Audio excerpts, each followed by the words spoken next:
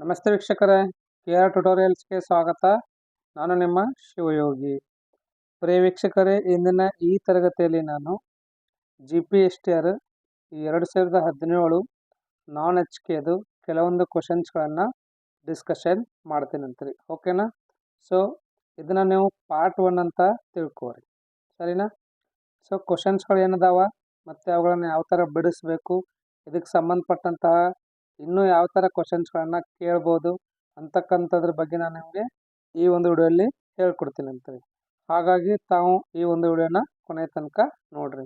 Okay, so ಇದು 54th class ಇದೆ. ಇದಕ್ಕಿಂತ ಮುಂಚೆ ಅಂದರೆ 1ರಿಂದ 53 ತನಕ ಏನು ಕ್ಲಾಸ್ಗಳನ್ನು ಮಾಡಿದ್ದೀನಲ್ಲ, ಅಲ್ಲಿ ನಾನು ನಿಮಗೆ GPSTRದು ಮ್ಯಾಕ್ಸಿಮಮ್ ಸಿಲೆಬಸನ್ನು ಕವರ್ ಮಾಡಿದ್ದೀನಿ. ಈ ಒಂದು ಕ್ವಶನ್ ಪೇಪರ್ ಡಿಸ್ಕಷನ್ ಆಗಿದ ಮೇಲೆ ರಿಮೈನಿಂಗ್ ಸಿಲೆಬಸ್ ಏನಿದೆಲ್ವ ಅದನ್ನು ನಾನು ನಿಮಗೆ ಹೇಳ್ಕೊಡ್ತೀನಿ ಅಂತ.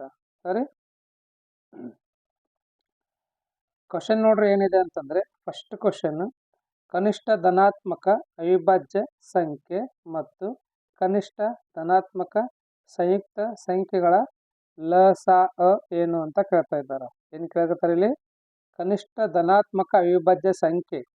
ಫಸ್ಟಲ್ಲಿ ನಿಮಗೆ ಅವಿಭಾಜ್ಯ ಸಂಖ್ಯೆ ಅಂದ್ರೇನು ಅಂತ ಗೊತ್ತಿರಬೇಕು, ಮತ್ತು ಸಂಯುಕ್ತ ಸಂಖ್ಯೆ ಅಂದ್ರೇನು ಅಂತ ಗೊತ್ತಿರಬೇಕು ರೀ. ಅಂದಾಗ ಮಾತ್ರ ನೀವು ಲಸಾಅವನ್ನು ಕಂಡುಹಿಡಿಬಹುದು. ಇಲ್ಲಿ ಅವಿಭಾಜ್ಯ ಸಂಖ್ಯೆಯನ್ನು ಇಂಗ್ಲೀಷಲ್ಲಿ ನಾವು ಪ್ರೈಮ್ ನಂಬರ್ ಅಂತ ಕರಿತಿದ್ದೇವೆ ರೀ. ಏನಂತ ಕರಿತೀವಿ? Prime number. ಸಂಯುಕ್ತ ಸಂಖ್ಯೆನ ನಾವು ಇಂಗ್ಲೀಷಲ್ಲಿ ಕಾಂಪೋಸಿಟ್ ನಂಬರ್ ಅಂತ ಕರಿತಿದ್ದೆವು. ತಿಳಿತಲ್ವಾ? ಇಂಗ್ಲೀಷಲ್ಲಿ ಪ್ರೈಮ್ ನಂಬರ್ ಮತ್ತು ಕಾಂಪೋಸಿಟ್ ನಂಬರ್. ಏನು ಹೇಳಕತ್ತಾರ ಅವ್ರು ಇಲ್ಲಿ ಅಂತಂದರೆ, ಕನಿಷ್ಠ ಧನಾತ್ಮಕ ಅವಿಭಾಜ್ಯ ಸಂಖ್ಯೆ ಮತ್ತು ಕನಿಷ್ಠ ಧನಾತ್ಮಕ ಸಂಯುಕ್ತ ಸಂಖ್ಯೆಗಳು. ಧನಾತ್ಮಕ ಅಂತಂದರೆ ಪಾಸಿಟಿವ್ ಸ್ಮಾಲೆಸ್ಟ್ ಪ್ರೈಮ್ ನಂಬರ್ ಅನ್ನಂಗ, ಪಾಸಿಟಿವ್ ಸ್ಮಾಲೆಸ್ಟ್ ಕಾಂಪೋಸಿಟ್ ನಂಬರ್ ಅನ್ನಂಗ. ಓಕೆನಾ? ಇಲ್ಲಿ ನಿಮಗೆ ಫಸ್ಟ್ ಪ್ರೈಮ್ ನಂಬರ್ ಅಂದ್ರೆ ಏನು ಅಂತ ಗೊತ್ತಿರಬೇಕು, ಮತ್ತು ಕಾಂಪೋಸಿಟ್ ನಂಬರ್ ಅಂದ್ರೆ ಏನು ಅಂತ ಗೊತ್ತಿರಬೇಕು ರೀ. Very simple. ಅವಿಭಾಜ್ಯ ಸಂಖ್ಯೆ ಅಂದ್ರೆ ಏನಂತ ಫಸ್ಟ್ ಹೇಳ್ತೀನಿ ಅಂತ ನಿಮ್ಗೆ. ಅಂದಾಗ ಮಾತ್ರ ಈ ಥರ ನಿಮಗೆ ಕ್ವಶನ್ಸ್ಗಳನ್ನ ಕೇಳಿದಾಗ ಬಿಡಿಸ್ಲಿಕ್ಕೆ ಬರ್ತದೆ ರೀ. ಅವಿಭಾಜ್ಯ ಸಂಖ್ಯೆನೇ ಗೊತ್ತಿದ್ದಿಲ್ಲ ಅಂದರೆ ಇದು ಒಂದು ಲೆಕ್ಕ ಬಿಡಿಸಿ ಏನು ಮಾಡೋದದ? ಫಸ್ಟ್ ಅವಿಭಾಜ್ಯ ಸಂಖ್ಯೆ ಅಂದ್ರೆ ಏನಂತ ಹೇಳ್ತೀನಿ ನೋಡ್ರಿ. ಯಾವುದೇ ಒಂದು ಸಂಖ್ಯೆ ಕೇವಲ 2 ಅಪವರ್ತನಗಳನ್ನು ಮಾತ್ರ ಹೊಂದಿದರೆ ಅದನ್ನು ಅವಿಭಾಜ್ಯ ಸಂಖ್ಯೆ ಅಂತ ಕರಿತಿದ್ದೇವೆ ರೀ. ಕೇವಲ 2 ಅಪವರ್ತನಗಳು ಇರಬೇಕು ರೀ. ಎಷ್ಟು? 2 ಅಪವರ್ತನಗಳನ್ನು ಮಾತ್ರ ಹೊಂದಿರಬೇಕು. ಕರೆಕ್ಟಾ? ರೈಟ್. ಅದನ್ನೇನಂತ ಕರಿತೀವಿ ನಾವು? ಅವಿಭಾಜ್ಯ ಸಂಖ್ಯೆ ಅಂತ ಕರಿತಿದ್ದೆವು. ಕರೆಕ್ಟ್? ಅಥವಾ ಇನ್ನೊಂದು ರೀತಿಯಿಂದ ಹೇಳಬೇಕಾಗಿತ್ತು ಅಂದರೆ, ಇದು n ಅಂತಕ್ಕಂಥದ್ದೊಂದು ಅವಿಭಾಜ್ಯ ಸಂಖ್ಯೆ ಅಂತ ಅನ್ಕೋರಿ.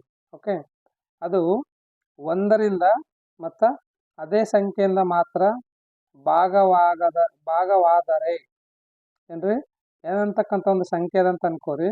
ಅದು 1ರಿಂದ ಪೂರ್ಣವಾಗಿ ಭಾಗ ಹೋಗಬೇಕು, ಅಂದರೆ ಶೇಷ 0 ಬರಬೇಕು ರೀ. ಅಥವಾ ಅದೇ ಸಂಖ್ಯೆಯಿಂದ ಇವೆರಡರಿಂದ ಮಾತ್ರ ಭಾಗ ಆಯಿತು ಅಂದರೆ ಅದೇನಾಗ್ತದ? ಅವಿಭಾಜ್ಯ ಸಂಖ್ಯೆ ಆಗ್ತದ. ತಿಳಿತಾ? ಇನ್ನೊಂದು ಕಂಡೀಷನ್ ಇದೆ ನೋಡ್ರಿ. ಏನಂತಂದರೆ, ಅವಿಭಾಜ್ಯ ಸಂಖ್ಯೆ ಯಾವಾಗಲೂ 1ಕ್ಕಿಂತ ದೊಡ್ಡದಿರ್ತದೆ, ಅಥವಾ ಸ್ಮಾಲೆಸ್ಟ್ ಪ್ರೈಮ್ ನಂಬರ್ ಅಂದರೆ ಕನಿಷ್ಠ ಧನಾತ್ಮಕ ಅವಿಭಾಜ್ಯ ಸಂಖ್ಯೆ ಅಂತ ನಂಗೆ ಎಷ್ಟಿದ್ದಿರ್ತದೆ? ಅದು 2 ಇದ್ದಿರ್ತದೆ ನೋಡ್ರಿ. ಎಷ್ಟಿದ್ದಿರ್ತದ? 2. ಈಗ ಇದೇ 2ನ್ನ ತಗೊಳ್ಳೋಣಂತ್ರಿ. ಈ 2 ಎಷ್ಟು ಅಪವರ್ತನಗಳನ್ನ ಹೊಂದಿದ್ದಾವ? 1ರಿಂದ 2 ಹೋಗ್ತದೆ ಮತ್ತು 2ರಿಂದ ಹೋಗ್ತದೆ. ಎಷ್ಟು ಅಪವರ್ತನಗಳದಾವಲ್ರಿ? 2 ಅದಾವ, ಹೌದಲ್ವಾ? ಕೇವಲ 2 ಅಪವರ್ತನಗಳನ್ನು ಮಾತ್ರ ಹೊಂದಿದ್ದರೆ ಅದನ್ನು ಅವಿಭಾಜ್ಯ ಸಂಖ್ಯೆ ಅಂತ ಕರಿತೀವಿ. ಉದಾಹರಣೆ, ಇವಾಗ 4 ತಗೋರಿ. 4 ಎಷ್ಟರಿಂದ ಹೋಗುತ್ತೆ ರೀ? 1ರಿಂದ ಹೋಗುತ್ತಾ, 2ರಿಂದ ಹೋಗುತ್ತಾ, ಮತ್ತು 4ರಿಂದ ಹೋಗುತ್ತಾ. ಹಾಗಾಗಿ 4 ಅಂತಕ್ಕಂಥದ್ದು ಏನಾಗಂಗಿಲ್ಲ? ಅವಿಭಾಜ್ಯ ಸಂಖ್ಯೆ ಆಗುವುದಿಲ್ಲ. ಕರೆಕ್ಟ್? ತಿಳಿತಲ್ವಾ? ಅವಿಭಾಜ್ಯ ಸಂಖ್ಯೆ ಅಂದ್ರೆ ಗೊತ್ತಾಯ್ತಾ? ಇದನ್ನು ಇಂಗ್ಲೀಷಲ್ಲಿ ನಾವು ಪ್ರೈಮ್ ನಂಬರ್ ಅಂತ ಕರಿತಿದ್ದೇವೆ ರೀ. ನೀವು ಏನು ಮಾಡಬೇಕು ಅಂತಂದರೆ, 1ರಿಂದ 100ರವರೆಗೆ ಅವಿಭಾಜ್ಯ ಸಂಖ್ಯೆಗಳನ್ನು ಬಯಾಟ್ ಮಾಡಬೇಕು ರೀ, ಅಥವಾ ಈಸಿಯಾಗಿ ಹೇಳಬೇಕು. ಆ ಥರ ನೀವು ಪರ್ಫೆಕ್ಟ್ ಆಗಬೇಕು. ಈಗ ನೋಡ್ರಿ, ನಾ ಬರೀತೀನಿ ನೋಡ್ರಿ. 2 ಇದೆ, 3 ಇದೆ, 5 ಇದೆ, 7 ಇದೆ, 11, 13, 17, 19, 23. ಕರೆಕ್ಟ್? 29, ಈ ಥರ ನೀವೇನು ಮಾಡಬೇಕು ಅಂತಂದರೆ ಅವಿಭಾಜ್ಯ ಸಂಖ್ಯೆಗಳನ್ನು ಈಸಿಯಾಗಿ ಫಾಸ್ಟಾಗಿ ಸರಳವಾಗಿ ಬರೀಬೇಕು ರೀ. ಸೊ ಹಾಗಾಗಿ ಏನು ಮಾಡ್ಬೇಕು ನೀವು ಫಸ್ಟ್ ಅವಿಭಾಜ್ಯ ಸಂಖ್ಯೆಗಳನ್ನು ತಿಳ್ಕೋಬೇಕು. ಅವಿಭಾಜ್ಯ ಸಂಖ್ಯೆಗಳು ಯಾವದಾವ, ಇವು ಅವಿಭಾಜ್ಯ ಸಂಖ್ಯೆನ ತಿಳ್ಕೊಂಡ್ರಿ ಅಂದರೆ ನೀವು ಈಸಿಯಾಗಿ ಏನು ಮಾಡ್ಬೋದಲ್ಲಿ ಅಪವರ್ತಿಸುವಿಕೆಯನ್ನು ಮಾಡಬಹುದು. ಓಕೆ, ವರ್ಗ ಸಮೀಕರಣ ಅಂತಕ್ಕಂಥ ಚಾಪ್ಟರ್ ಬರ್ತದಲ್ವ, ಅಲ್ಲಿ ನಮಗೆ ಇದು ಅಪವರ್ತಿಸುವಿಕೆ ತುಂಬ ಇಂಪಾರ್ಟೆಂಟ್ ಅದ ರೀ. ಹಾಗಾಗಿ ಅವಿಭಾಜ್ಯ ಸಂಖ್ಯೆಗಳು ಬರಬೇಕು. ಗೊತ್ತಾಯ್ತಲ್ವ ಅವಿಭಾಜ್ಯ ಸಂಖ್ಯೆ ಅಂದ್ರೇನು, ಮತ್ತು ಅತ್ಯಂತ ಚಿಕ್ಕ ಅವಿಭಾಜ್ಯ ಸಂಖ್ಯೆ ಯಾವುದದ ರೀ, ಮತ್ತು ಅವಿಭಾಜ್ಯ ಸಂಖ್ಯೆಗಳನ್ನು ಯಾವ ಥರ ಬರೀಬೇಕು, ರೈಟ್? 100 ತನಕ ಬರೀರಿ ನೋಡಿರಿ. 100 ತನಕ ಬರೆದು ನೀವು ಬಾಯಟ್ ಮಾಡಬೇಕು ರೀ. ಎಷ್ಟಾಗತ್ತಪ್ಪ 1ರಿಂದ 100ರವರೆಗೆ ಇರ್ತಕ್ಕಂಥ ಅವಿಭಾಜ್ಯ ಸಂಖ್ಯೆಗಳು ಎಷ್ಟು ಅಂತ ಕೇಳ್ತಾರೆ. 25 ಅದಾವ್ರಿ. ಎಷ್ಟು ಅದಾವ? 25 ಅವಿಭಾಜ್ಯ ಸಂಖ್ಯೆಗಳದಾವ 1ರಿಂದ 100ರವರೆಗೆ. ಓಕೆನಾ? ಅವಿಭಾಜ್ಯ ಸಂಖ್ಯೆ ಬಗ್ಗೆ ನಿಮಗೆಲ್ಲ ಗೊತ್ತಾಯ್ತಲ್ವ. ಸೊ ಇವಾಗ ನಾನು ಸಂಯುಕ್ತ ಸಂಖ್ಯೆ ಹೋಗ್ತೀನಿ ಅಂತಾರೆ. ಸಂಯುಕ್ತ ಸಂಖ್ಯೆ ಅಂತಂದರೆ ಅದು 2ಕ್ಕಿಂತ ಹೆಚ್ಚು ಅಪವರ್ತನಗಳನ್ನು ಹೊಂದಿರಬೇಕು. ಎಷ್ಟು? 2ಕ್ಕಿಂತ ಹೆಚ್ಚು ಅಪವರ್ತನಗಳನ್ನು ಹೊಂದಿರಬೇಕು. ಅದೇನಾಗುತ್ತೆ? ಸಂಯುಕ್ತ ಸಂಖ್ಯೆ ಅಥವಾ ಕಾಂಪೋಸಿಟ್ ನಂಬರ್ ಆಗ್ತದೆ. ಈ 2ಕ್ಕಿಂತ ಹೆಚ್ಚು ಇರ್ತಕ್ಕಂಥದ್ದು ಯಾವುದದ ರೀ? ಎಸ್, ನೀವು 2 ತಗೊಂಡ್ರಿ ಅಂದರೆ ಇದರದ್ದು ಅಪವರ್ತನಗಳು ಕೇವಲ 1 ಮತ್ತು 2 ಅಷ್ಟೇ ಅದ, 2 ಬಂದ್ರಿ. 3 ತಗೊಂಡ್ರಿ ಅಂದರೆ ಇದ್ರದ್ದು ಅಪವರ್ತನಗಳು 1 ಮತ್ತು 3 ಅಷ್ಟೇ ಅದ ರೀ. ಸೊ ಹಾಗಾಗಿ 4 ತಗೋರಿ. 4ರದ ಅಪವರ್ತನಗಳು ನೋಡ್ರಿ, 4 1ರಿಂದ ಭಾಗ ಹೋಗುತ್ತಾ, 2ರಿಂದ ಹೋಗುತ್ತಾ, ಮತ್ತು 4ರಿಂದ ಹೋಗುತ್ತೆ. ಅಂದರೆ ಈ 4ರದ ಅಪವರ್ತನಗಳು ಯಾವ್ಯಾವ? 4, 1, 2 ಅಂದರೆ 2ಕ್ಕಿಂತ ಹೆಚ್ಚು ಅಪವರ್ತನಗಳನ್ನು ಹೊಂದಿದಾವಲ್ವ. ಹಾಗಾಗಿ 4 ಅಂತಕ್ಕಂಥದ್ದು ಏನದ ಒಂದು ಸಂಯುಕ್ತ ಸಂಖ್ಯೆ ಇದೆ. ಕರೆಕ್ಟಾ? ಸೊ ಅತ್ಯಂತ ಚಿಕ್ಕ ಸಂಯುಕ್ತ ಸಂಖ್ಯೆ ಯಾವುದು ಅಂತಂದರೆ ಅದು 4 ಇರ್ತದ. ಅತ್ಯಂತ ಚಿಕ್ಕ ಅವಿಭಾಜ್ಯ ಸಂಖ್ಯೆ ಯಾವುದು ಅಂತಂದರೆ ಅದು 2. ಓಕೆನಾ? ಇಲ್ಲಿ ಬೇಕಂದ್ರೆ ಬರೀತೀನಿ ನೋಡ್ರಿ. Positive, right? ಅವಿಭಾಜ್ಯ ಸಂಖ್ಯೆ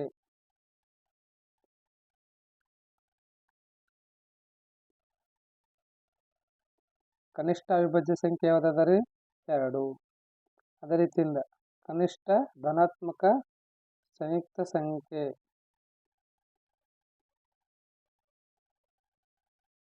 ಎಷ್ಟಿದೆ? 4. ಇವೆರಡದ ಲಸವನ್ನು ತೆಗಿಬೇಕಂತ್ರಿ. ಏನು ತೆಗಿಬೇಕಂತ? ಲಸ. ಓಕೆ, 2 ಬರ್ಕೋರಿ ಮತ್ತು 4 ಬರ್ಕೋರಿ. ಈ ಥರ ಬರ್ಕೊಂಡ್ರೆ ಇದನ್ನು ಅಪವರ್ತನ ಮಾಡ್ರಿ. 2 1 2, 2 2 4, ಮತ್ತೆ 2ರಿಂದ ನೋಡ್ರಿ, 2 1 2 ಆಗುತ್ತಲ್ವ. ರೈಟ್. ಏನು ಬಂತಿಲ್ಲಿ? 2 ಗುಣಿಲೆ 2, ಇವೆರಡನ್ನ ಗುಣಿಸ್ರಿ, 4 ಆಗ್ತದೆ. ಸೊ ಸರಿಯಾದ ಉತ್ತರ ಯಾವುದದ ರೀ? ಎ ಆಪ್ಷನ್ ಅದ ನೋಡ್ರಿ. ತಿಳಿತಾ? ಸುಮಾರು ಜನ ಹೇಳ್ತಾರೆ ಏನು ಅಂದರೆ 2017ರದ್ದು GPST ಕ್ವಶನ್ ಪೇಪರ್ ಭಾಳ ಹಾರ್ಡ್ ಇದ್ದಿತ್ತು, ಹಾಗಾಗಿ ಜಾಸ್ತಿ ಜನ ಸೆಲೆಕ್ಟ್ ಆಗಿಲ್ಲ ಅಂತ. ನೋಡ್ರಿ ಕ್ವಶನ್ ಎಷ್ಟು ಈಜಿ ಇದೆ ನೋಡ್ರಿ. ಇದು ಫಸ್ಟ್ ಕ್ವಶನ್ ಏನದ ಇದ್ರೊಳಗೆ ಇರ್ತಕ್ಕಂಥದ್ರೆ ಏನದ? ಫಸ್ಟ್ ಕ್ವಶನೇ ಈಜಿ ಇದೆ. ಅದೇ ಥರ ಸೆಕೆಂಡ್ ಕ್ವಶನ್ನು ನೋಡೋಣ ಅಂತ. ಸೆಕೆಂಡ್ ಕ್ವಶನ್ ನೋಡ್ರಿ ಏನು ಅಂತಂದರೆ x ಅನುಪಾತ 3 ಸಮಾನುಪಾತ 15 ಅನುಪಾತ 5 ಅದ. ಓಕೆನಾ? ಇದು ಅನುಪಾತ ಮತ್ತು ಸಮಾನುಪಾತತೆ ಅಂತಕ್ಕಂಥ ಒಂದು ಚಾಪ್ಟರ್ಲಿಂದ ಬರ್ತದೆ ನೋಡ್ರಿ. ಅನುಪಾತ ಮತ್ತು ಸಮಾನುಪಾತತೆ ಈ ಒಂದು ಚಾಪ್ಟರ್ ನೀವು ಚೆನ್ನಾಗಿ ಪರ್ಫೆಕ್ಟ್ ಆಗಬೇಕು. ಎಷ್ಟು ಸಿಂಪಲ್ ಕ್ವಶನ್ ಅದ ನೋಡ್ರಿ. ಇದನ್ನು ನಾವು ಏನಂತ ಕರಿತೀವಿ ಅಂತಂದರೆ ಆದಿ ಮತ್ತು ಅಂತ್ಯ ಪದಗಳು ಅಂತ ಕರಿತಿದ್ದೇವೆ. ಆದಿ ಇದು ಅಂತ್ಯ, right? First term last term ಅಂತ ನಾವು, ರೈಟ್? ಆದಿ ಮತ್ತು ಅಂತ್ಯ ಎರಡು ಏನು ಅಂದರೆ ಮಧ್ಯ ಪದಗಳು ಅದಾವ ನೋಡ್ರಿ. ಎರಡು ಏನದಾವ ರೀ? ಮಧ್ಯ ಪದಗಳು. ಓಕೆ, ಮಿಡಲ್ ಟರ್ಮ್ಸ್ ಅಂತ ಕರಿತಿದ್ದೇವೆ ಇಂಗ್ಲೀಷಲ್ಲಿ. ಏನಂತ ಕರಿತೀವಿ? ಮಿಡಲ್ ಟರ್ಮ್ಸ್ ಅಥವಾ ಇಂಟೀರಿಯರ್ ಅಂತ ಕರಿತಿದ್ದೇವೆ. ಓಕೆ, ಇಲ್ಲಿ ಏನು ಮಾಡಬೇಕಪ್ಪ ಅಂತಂದರೆ ಆದಿ ಮತ್ತು ಅಂತ್ಯ ಪದಗಳ ಗುಣಲಬ್ಧ ಏನ್ರಿ? ಆದಿ ಮತ್ತು ಅಂತ್ಯ ಪದಗಳ ಗುಣಲಬ್ಧ. ಇವಾಗ ನಾನಿಲ್ಲಿ ಒಂದು ಅನುಪಾತ ಮತ್ತು ಸಮಾನುಪಾತತೆ ಒಂದು ಜನರಲ್ ಫಾರ್ಮನ್ನು ಬರಿತೀನಿ ಅಂತೀವಿ. ಓಕೆ, ಎ ಅನುಪಾತ ಬಿ ಸಮಾನುಪಾತ ಸಿ ಅನುಪಾತ ಡಿ ಅದ ಅಂತ ಅನ್ಕೋರಿ. ಓಕೆ, ಏನಾಗುತ್ತಪ್ಪ ಅಂದರೆ ಆದಿ ಮತ್ತು ಅಂತ್ಯ ಪದಗಳ ಗುಣಲಬ್ಧ A D is equals to ಏನಾಗಿರ್ತದ ಬಿ ಸಿ ಆಗಿರ್ತದೆ ರೀ. ತಿಳಿತಾ? A D equal to B C ಅಂದ್ರೆ ಆದಿ ಅಂತ್ಯ ಪದಗಳ ಗುಣಲಬ್ಧ ಮಧ್ಯ ಪದಗಳ ಗುಣಲಬ್ಧಕ್ಕೆ ಸಮನಾಗಿರ್ತದ ಅಂತ. ಸೊ ಇಲ್ಲೂ ಅದೇ ಥರ ಎಕ್ಸ್ ಗುಣಿಲೆ 5 ಬರೆಯೋಣವ. ಎಸ್ ಏನು ಬರಿಬೇಕು ರೀ? ಎಕ್ಸ್ ಗುಣಿಲೆ 5 ಬರೀಲಿ. ಎಕ್ಸ್ ಗುಣಿಲೆ 5 ಸಮನಾಗಿದೆ. ಮಧ್ಯ ಪದಗಳು ಏನದಾವ್ರಿ? 3 ಗುಣಿಲೆ 15 ಅಂತ ಬರೆಯಿರಿ. ಹೌದಲ್ವಾ? ಸೊ ಎಕ್ಸ್ ಸಮನಾಗಿದೆ 3 ಗುಣಿಲೆ 15. ಇದು ಗುಣಿಲೆ ಇರ್ತಕ್ಕಂಥದ್ದನ್ನು ಈ ಕಡೆ ತೊಗೊಂಡು ಬಂದರೆ ಭಾಗಿಲೆ ಆಗುತ್ತೆ. 5 ಒಂದಲೇ 5, 5 ಮೂರಲೆ 15, 3 ಗುಣಿಲೆ 3 ಅಂದರೆ 9 ಆಯಿತು. So there four x equal to ಎಷ್ಟು ಬಂತು ರೀ? 9. ಕ್ವಶನ್ ಏನದ ರೀ? ಎಕ್ಸ್ನ ಬೆಲೆ ಕನ್ನಡಿ ಅಂತಾನೇನು? ಎಕ್ಸ್ನ ಬೆಲೆ ಎಷ್ಟು ಬಂತು? ಡಿ. ನೋಡಿರಿ ಸೆಕೆಂಡ್ ಕ್ವಶನ್ನು ಎಷ್ಟು ಈಜಿ ಇದೆ ನೋಡಿರಿ. ಫಸ್ಟ್ ಕ್ವಶನ್ನು ಈಜಿನೇ ಅದ, ಸೆಕೆಂಡ್ ಕ್ವಶನ್ನು ಈಜಿನೇ ಅದ. ಕ್ವಶನ್ ಪೇಪರ್ ಡಿಫಿಕಲ್ಟ್ ಅದ ಅಂತಾರಂಗೆ. ಅಟ್ಲೀಸ್ಟ್ ಎಷ್ಟು 150 ಮಾರ್ಕ್ಸಿಗೆ 150 ಮಾರ್ಕ್ಸಿಗೆ ಎಷ್ಟು ತೊಗೋಬೇಕಿತ್ತು ರೀ? 75 ತೊಗೊಂಡ್ರೆ ಕ್ವಾಲಿಫೈ ಇದ್ದಿತ್ತು ಇಲ್ಲ? 75 ಮಾರ್ಕ್ಸ್ ತೊಗೊಳಕ್ಕಾಗಂಗಿಲ್ಲ. ಇವಾಗ 2 ಮಾರ್ಕ್ ಬಂದು ನೋಡೋಣ ಅಂತ. ಕ್ವಶನ್ ಪೇಪರ್ ನೋಡಿದ್ರೆ ಗೊತ್ತಾಗ್ತದೆ. ನಾನು ಎಕ್ಸ್ಪ್ಲನೇಷನ್ ಮಾಡ್ತೀನಲ್ವಾ, ನಾನು ಎಕ್ಸ್ಪ್ಲನೇಷನ್ ಮಾಡಿದ್ಮೇಲೆ ನಿಮ್ಗೆ ಅರ್ಥ ಆಗ್ತದೆ ಕ್ವಶನ್ಸ್ ಈಜಿ ಅದಾವ ಡಿಫಿಕಲ್ಟ್ ಅದಾವ ಅಂತ. ಸರಿನಾ? ಅದೇ ಥರ ಸೇಮ್ ಇದನ್ನೇ ತಗೋರಿ. ಏನಪ್ಪ ಈ ಎ ಅನುಪಾತ ಬಿ ಸಮಾನುಪಾತ ಸಿ ಅನುಪಾತ ಡಿ. ಇದು ಫಾರ್ಮುಲಾ ನಿಮಗೆ ಗೊತ್ತಿರ್ಬೇಕು ನೋಡ್ರಿ. ಎ ಅನುಪಾತ ಬಿ ಸಮಾನುಪಾತ ಸಿ ಅನುಪಾತ ಡಿ ಅಂತ ಕರಿತಿದ್ದೇವೆ ರೀ. ಓಕೆ. ಸೊ ಎ ಬಿ ಸರಿ ಎದಕ್ಕೆ ಈಕ್ವಲ್ ಆಗಿರ್ತಾರೆ? ಇದು A D equal to B C ಇದ್ದಿರ್ತದೆ ನೋಡ್ರಿ. ನಿಮಗೆ ಎ ವ್ಯಾಲ್ಯೂ ಬೇಕಾಗಿತ್ತು, ಡಿ ಈ ಕಡೆ ತೊಗೊಂಡು ಬರ್ರಿ ಡಿವೈಡೆಡ್ ಬೈ ಡಿ ಮಾಡಿರಿ. ಇಲ್ಲ ಡಿ ವ್ಯಾಲ್ಯೂ ಬೇಕಾಗಿತ್ತು, ಇದು ಎ ಈ ಕಡೆ ತೊಗೊಂಡು ಬರ್ರಿ ಡಿವೈಡೆಡ್ ಬೈ ಎ ಮಾಡಿರಿ. ಕರೆಕ್ಟ್? ಇಲ್ಲ ಸಿ ವ್ಯಾಲ್ಯೂ ಬೇಕಾಗಿತ್ತು, ಇದು ಬಿ ಈ ಕಡೆ ತೊಗೊಂಡು ಬರ್ರಿ ಡಿವೈಡೆಡ್ ಬೈ ಬಿ ಮಾಡಿರಿ. ಇಲ್ಲ ನಮಗೆ ಬಿ ವ್ಯಾಲ್ಯೂ ಬೇಕಾದಾಗ ಸಿ ಈ ಕಡೆ ತೊಗೊಂಡು ಬರ್ರಿ ಡಿವೈಡೆಡ್ ಬೈ ಸಿ ಮಾಡಿರಿ, ಬಿ ವ್ಯಾಲ್ಯೂ ಬರ್ತದೆ. ಗೊತ್ತಾಯ್ತಲ್ವಾ? ಇದನ್ನು ಇಂಗ್ಲೀಷಲ್ಲಿ ರೇಷಿಯೋಸ್ ಆ್ಯಂಡ್ ಪ್ರಪೋರ್ಷನ್ ಅಂತ ಕರಿತಿದ್ದೇವೆ ರೀ. ಇಂಗ್ಲೀಷಲ್ಲಿ ಏನಂತ ಕರಿತೀವಿ ನಾವು? ರೇಷಿಯೋಸ್ ಆ್ಯಂಡ್ ಪ್ರಪೋರ್ಷನಲ್ ಅಂತ ಕರಿತಿದ್ದೇವೆ.